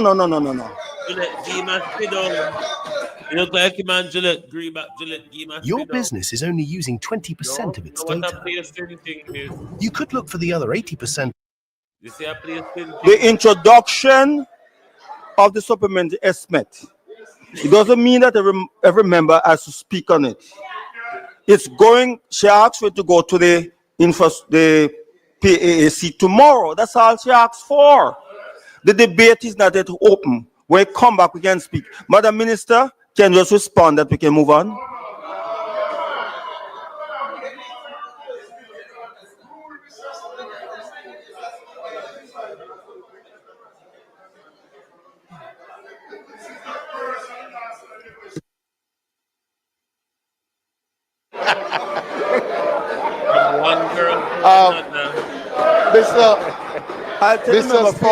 I'll take the member from Southeast St. Anne. Yes, and that's it. Yeah. Thank you, Mr. Speaker. Madam Minister, Minister, there is a frustration among. I am the voice of the people, and so yes, from me, because that's what they are feeling. And that frustration, Minister, relates to in a constituency like mine and many of the rural ones that were not as affected.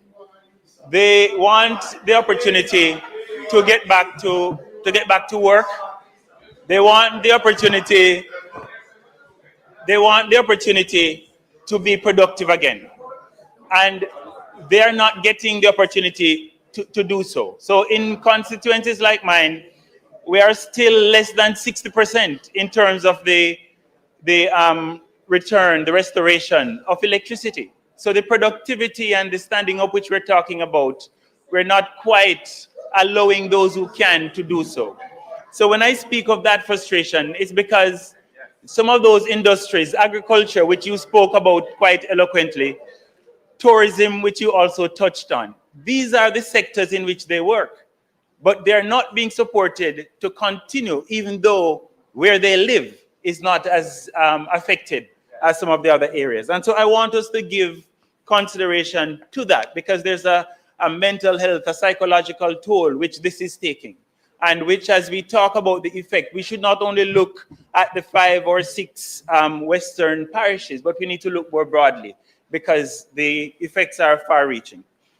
In the supplementary estimate, in the fiscal paper rather, mention is made of the claims by some of the private partnerships, the public-private partnerships, including NMIA and SIA, arising out of the COVID pandemic. Member. So the question I want to ask whether... May I remind you that the debate is not yet open. She's going to introduce the stuff here. Look here.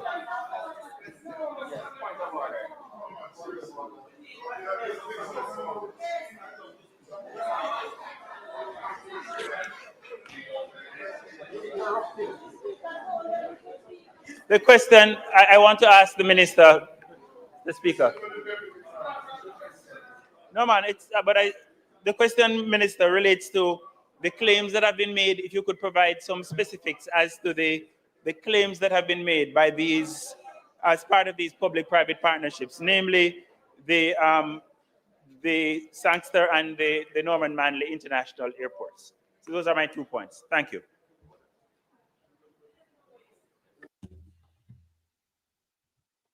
The speakership role globalist, I think he's in a acting position at the moment. In any organization, you can choose who are deputies and who are Thank you, acting in a position. It's Mr. not really a Speaker. promotion. They can deputize I any one rise of to them use to my be the entire 30 acting, minutes on this choose any motion. one of them to be the acting speaker. And you But as a a stickler for the Juliet standing and orders Hirai would understand are that. the main speaker. But Member, no, you can speak for the 45 minutes or 30 minutes now, but you know you don't have the chance to speak when you come back to close. You do it right now. You have the time then.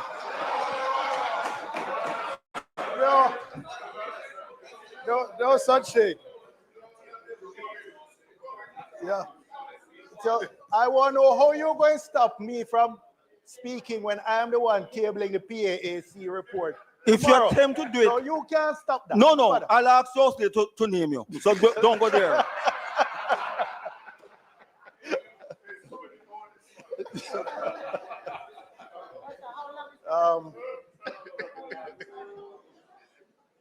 On You see, just like how you have kangaroo courts, you have kangaroo parliaments as well.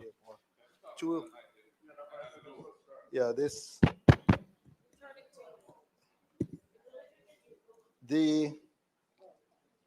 it is an interesting coincidence that the subject I want to speak on is the same one that I was giving notice to ask questions earlier today, which was frustrating. Not the actual questions, just the notice I was giving. And I was prevented from giving notice. However, it is serendipitous that I have this opportunity to treat with some of those same issues. Because I've noticed, Mr. Speaker, that the amount coming from the bauxite levy in each mentioned both in the fiscal policy paper and in the supplementary estimates have been continued dwindling over time. In fact, for one quarter, there was zero collected in that. And when you look at the impact of Hurricane Melissa on a constituency like South Manchester, there is a high overlap with the houses damaged and the communities that have endured bauxite mining for decades.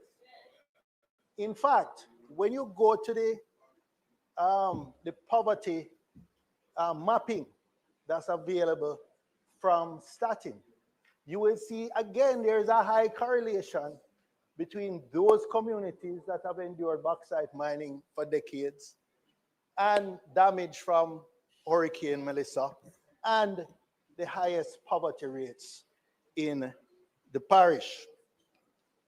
So this is why I found it important to be tabling some questions today about the impact of bauxite mining on southern Manchester, because this is an urgent matter for my constituents. Since I've been here this afternoon in Parliament, I've received messages from residents in St. Toulis who are trying to get an understanding from Jamalco, who are scheduled to start mining there tomorrow. What is the arrangements in terms of the common agreements, dust mitigation, compensation, resettlement, etc.?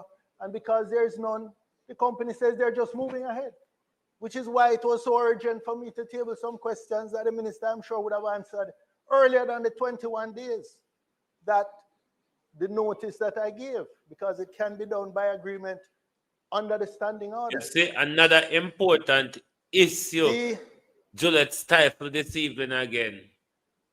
Sector, Minister, we have to continue to monitor very closely because their contribution to the he's just in an acting position, Morris.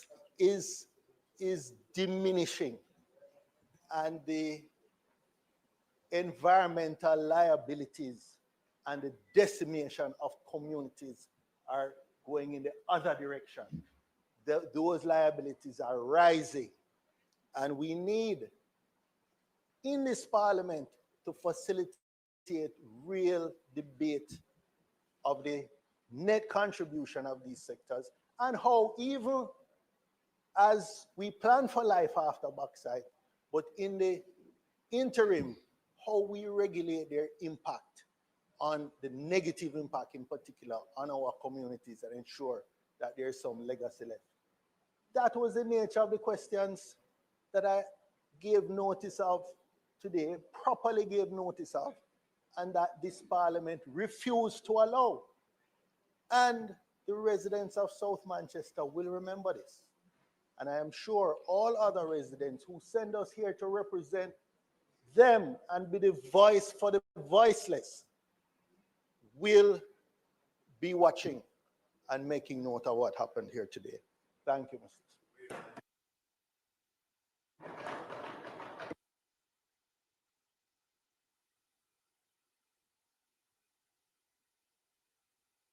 Mr. Speaker, just for completeness on a point of order, I believe that the member's assertion that he properly gave notice for the questions is Yes, false. Fred Green, he did.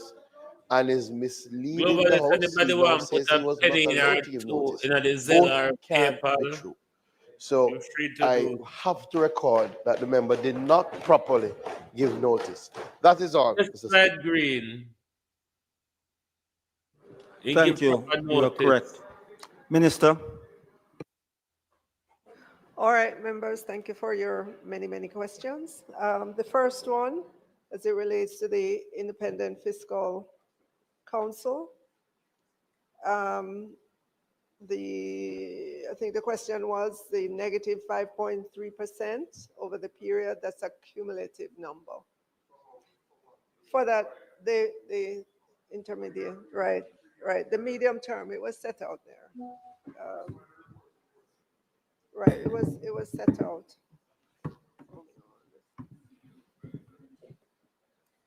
20 fiscal year 2025 out to 20, right, 26. It's like the next 4 years. Yeah, 4 or 5 years. Hold on. I don't want to give you the wrong thing. But sorry, I'll find it and come back to you. Number of years. All right. And your next question had to do with tabling of the report, right? So I messaged the commissioner, and he, in terms of whether or not it was tabled in Parliament, and he said no, he wouldn't send it to Parliament. The law only requires him to send it to me, and upon my request, which he has done. But I am prepared to bring to Parliament. There's a, yeah, I will make sure. Yep, no problem. No problem. Yeah. All right. In terms of the debt to GDP, that was calculated prior to the announcement. However, within that, there is some of that financing in the current debt to GDP. All right, there's some in there. And remember, as I explained earlier on, just because you hear 6.7 billion, it does not mean that that is going to come onto the books of the government in one fell swoop, right? Right. So the projects associated with that have to be determined over time, and as you draw down, it will come onto the government's books. So you have control over it. It's not, like I said, it's not like going to the international markets to raise 500 million, and the day you go is the day you get it, it's the day going to the books of the government.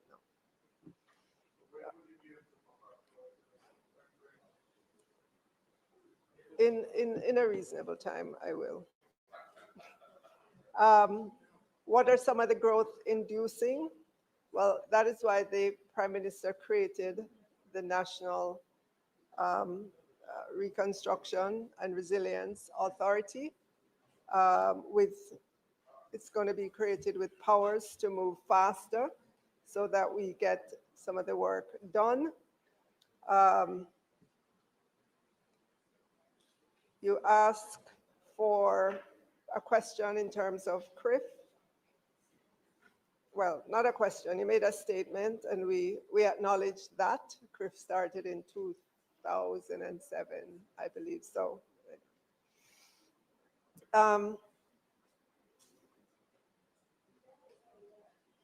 Right, so as I said again, we will table the report from the Independent Fiscal Council. I'll also add what we got from the PIOJ so that you have a full sense of what those two entities were saying.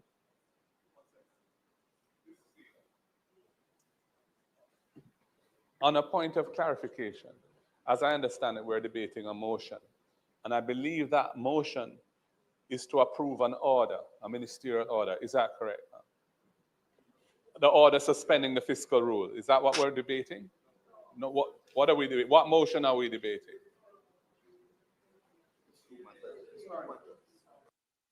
Yeah, so just for clarity, the order that we are debating is to table the supplementary. Clearly, it will be referred to PAAC, right? But that is the motion that was moved. Is just for the referral, the table which has to be referred, and also the fiscal policy paper, right, for both of them. So those two motions have been moved: fiscal policy paper and the supplementary estimates. We have not yet moved the motion in relation to the suspension of the fiscal rules, but that is the intention to do that today. It's done by affirmative resolution, by whatever order. Yes. Well, so that's why we haven't done it as yet. I just allow the minister to finish.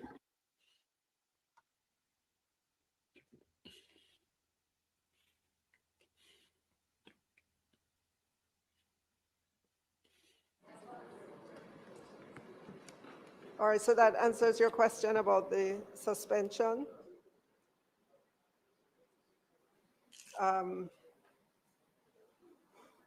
What would have informed the number of containerized homes? I know Minister Montague has been tasked with looking at different housing solutions.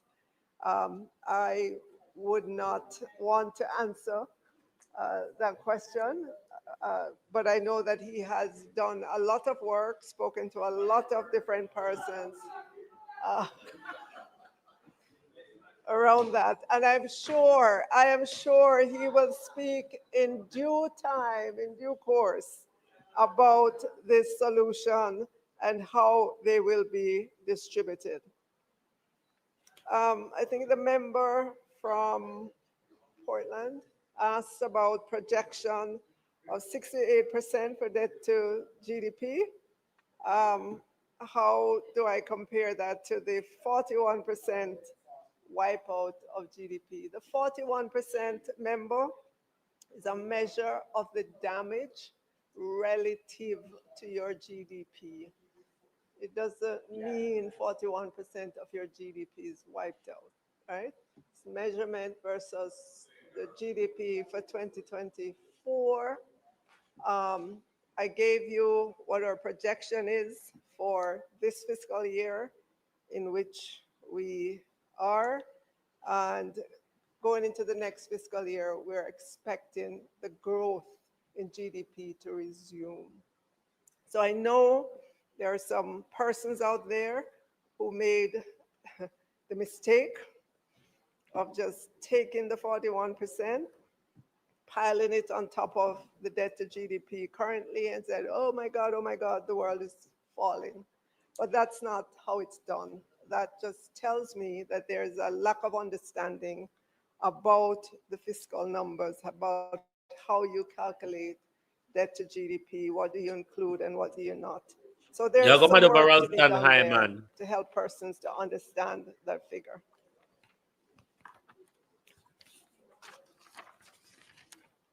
The question about the loan to JPS, is the government prepared to lend the entire amount? I think that was your question. So the loan to JPS was 150 million US dollars so that they could accelerate the pace at which Jamaicans get their lights back, which businesses get their light back. Madam Speaker, already I could say to you, you don't have to worry that the government is going to lend the entire amount, right? Already our international partners have indicated that within that package that's announced, there is about 450 million for JPS. And what that will do is allow for our loan of 150 million to be repaid back to us, so we get back the liquidity. Boy, they But keep it didn't shifting the happen blood last clot Tuesday. goalpost for It that loan. happened after that.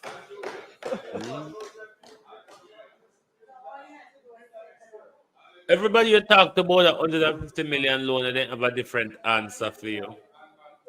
There's a question, is it reasonable to proceed with the supplementary? Yes, the business of government must go on. We have to approve the spend for Melissa, right? The post-hurricane cleanup, reconstruction, that has to happen. The business of government must go on. EPOC, the question about EPOC, Economic Program Oversight Committee. That committee sits within the Independent Fiscal Commission. It sits within there. It still has some of the same people on it. And I'm sure in time you will hear from them as well. The JPS loan, had a lot of more questions on that. Go in terms on. of the interest rate, it was reasonable interest rate for them. Yes. I think it was about 5.5%. So it was a very, very reasonable loan. It was because of the purpose for which it was lent, to accelerate the reconstruction, to make sure people in Western Jamaica get back their electricity.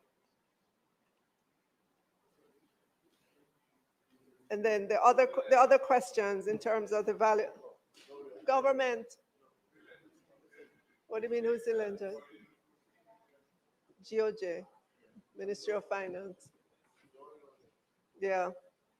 So the question about the value of the assets, we don't have to answer that one. I just told you how the loan was going to be repaid.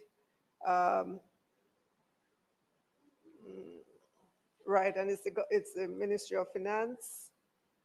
Has the loan been formally signed? I think they're in the Jesus finishing Christ, what an phase of that. embarrassment. Westmoreland Eastern, Look at our the finance rapid damage minister. assessment. Who was that again? Confused as a Yeah. whole where you just About knocked the down. quality of houses and so on. Remember, this is just a rapid damage assessment, as it says, to give the government a sense of what's the magnitude of the damage. And it was done by the World Bank in conjunction with IADB. The report is available online. You can look at it, lots of figures in there that you can take a look at, lots of charts and so on.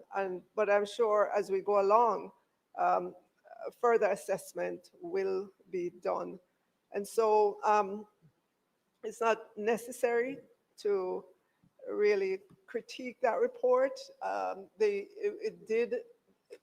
happened within a very short period of time, using drone technology, using all the whiz-bang tools at our disposal now for this rapid assessment of damage. And so we want to thank the World Bank and the IDB for just jumping in and doing that. It has given us the direction in which we can move and move with alacrity to get restoration going again. What metric to value?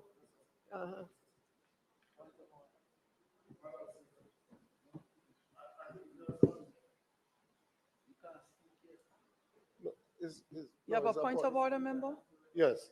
I think there was a misunderstanding of the point that was made. Oh, clarification. I was not criticizing the assessment that was done by the World Bank. To the contrary, I was saying that that may be so based on the assets that were present in the different parishes before the hurricane. Therefore, they were more valuable based on how the structures that were present in St. Elizabeth versus Westmoreland. And I was saying the impact of it. So you might have a greater dollar value to St. Elizabeth, but I was saying the impact of it. And if you look at JPS, when you look at JPS report as to the number of customers without electricity, 93% of Westmoreland, which is the highest in the country. And I was saying that in Eastern Westmoreland, 5,000 houses are totally flat. So it is in that context that I was making the point. It wasn't a critique of the World Bank.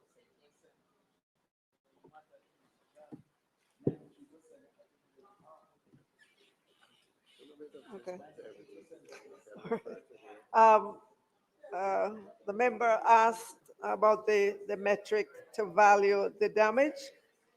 And member, this is just the physical damage. If you recall, in my opening, I referred to the damage that was done to the psyche, the spirit of Jamaicans, that you can't measure that. We know that it has happened, and we know that we have to deal with that as well in terms of the mental health, wellness of our population that has gone through just the hardship associated with that hurricane. That's it, I think. Hold on.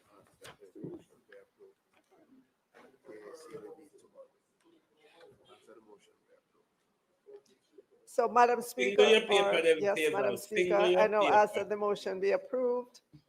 The question is that the motions be approved. Those in favor? Those against? The ayes have it.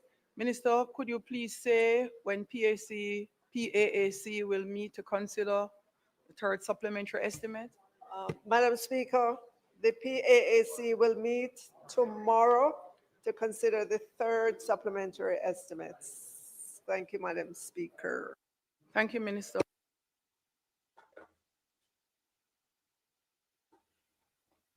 What a car crash.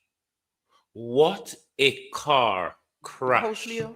Madam Speaker, we do have a few more items of business. I would like to now move for what a blatant to resume and conclude the debate. We turned up and we heard nothing. We literally and then we have one more matter that we'll treat with after nothing. That, after we conclude the debate. Globalists, you can't permit me to go on a bed because me eye them a bun me. A favor with the combo. We no hear nothing. We no learn nothing. We no understand. Did Favor even spoke? Globalists. Did Favor Williams, the Minister of Finance, did she even spoke this evening? Huh? What a disgrace. So we will pay the two finance minister one time for. Does anyone know? Does anyone know why we paid two finance minister one time? Does anyone know why Andrew why Favor make Andrew wanna scoundrel better than her this evening? What a load of I first wish to applaud you for even any consideration to such an amendment. No, sir. It is one that is What an welcomed, I'm sure, from the embarrassment. population. Did you and from hear certain members that sit in or this House learn who or is understand inundated anything? with requests You can put for it a in second the after opportunity at a comment normal life. so we can know I what wish the to say, heck, however, in terms of my what contribution, the that heck Favor Williams wasted when all it our comes time. to crime in this country, we do know that there is mala Oh, I started prohibita, to talk crimes by about prohibition, and mala nonce, which is the crimes of moral turpitude or serious crimes that sometimes when we think of crime, what we find is we just lump everybody together. My blog post, how to write an ebook in 7 steps. I just pasted the URL here, clicked. Many persons the opportunity to have gainful employment, especially in the security industry. Persons would have moved on with their lives from even minor crimes. And what you find is the request for a police record and the employment usually cease at that moment. Now, I raise the fact that I note that many of the sections, starting with the First Amendment, 3382, which is increasing the time, and we can lump them seriatim, deal with them in turn. I would say that I would I think I have started no dealing with the objection to an Offender increase, Rehabilitation but to ask Act. the minister if there is any consideration as to appreciating that the threshold, the rehabilitation time I'm submitting to you is a little bit excessive. Equally, I would say at this point in time that when one looks at the capping, moving the period from 5 years to 10 years and capping it at 10 years, I would ask what informs the decision to stop at 10 years? And I would use, I have support in saying that certainly in England, and if we are to say that citizens in the UK, if they breathe the same air as us here in the Caribbean, then there must be a consideration of restoration of the life of a person who would have committed a crime after the rehabilitation time has passed. Now, we do have a robust schedule of offenses that Globalist me I've go seen me you bed, me we also soon had no morning. suggested Man, we amendments, talk and about the I'll car deal with crash that. and we But to pick start up with the the point bloody that in the clothes United Kingdom, of Favor certainly from there the was an amendment in accident scene. 2022 A morning. sets Thank you all which for says being that here at anyway, even though sentences we 4 never years and learned over, nothing. the We never rehabilitation understand period for nothing. adults We is was 7 just years. here And as then they make spectator reference to bodies. their schedule, Thank you Favor, very much. their schedule, And schedule good 18 night in there from in the Global relevant TV. legislation. That schedule has the offense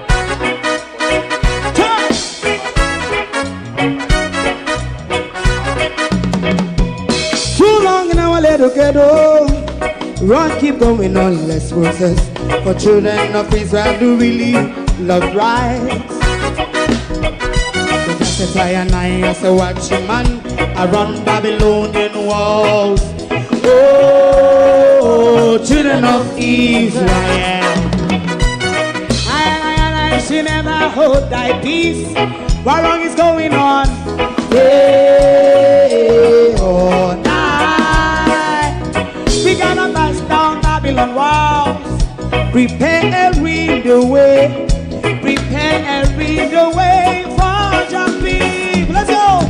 Fight down war and crime, fight down. Me say Rastafari, war and crime, and do the righteousness. Hey, we love Jah, and we love Jah, and we love Jah, Rastafari, save all people. Hey, we love Jah, we love Jah, Rastafari, we love Jah, Rastafari, we save all people.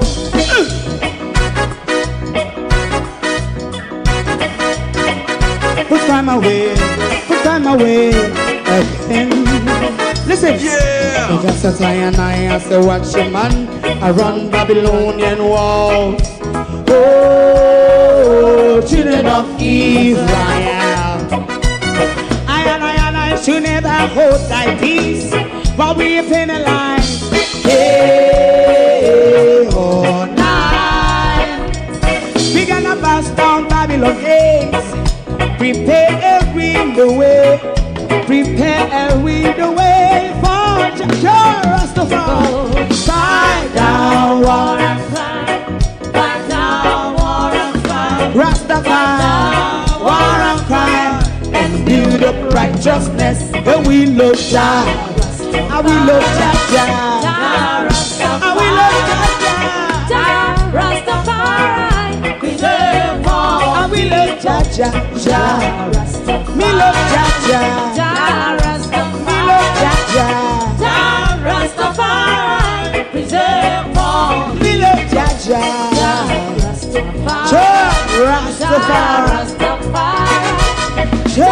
Rastafari. Yeah, the next song is going to be the last song for tonight. And then DJ Twink. If you don't like missing out on the latest shows but still enjoy classic hits, then Global TV Group 358 is your perfect match. Global TV Group 358 isn't just another channel, it's your ultimate TV experience. From breaking news to binge-worthy dramas and timeless classics, we've got it all. Our unique blend of original content and global favorites means there's something for everyone. And guess what? With GTVG's seamless streaming, you can watch anywhere, anytime. Plus, our interactive features let you be part of the action. So, whether you're a seasoned binge watcher or a casual viewer, Global TV Group 358 is here to keep you entertained day and night. Don't just watch TV, experience it with Global TV Group 358. Subscribe now and never miss a moment.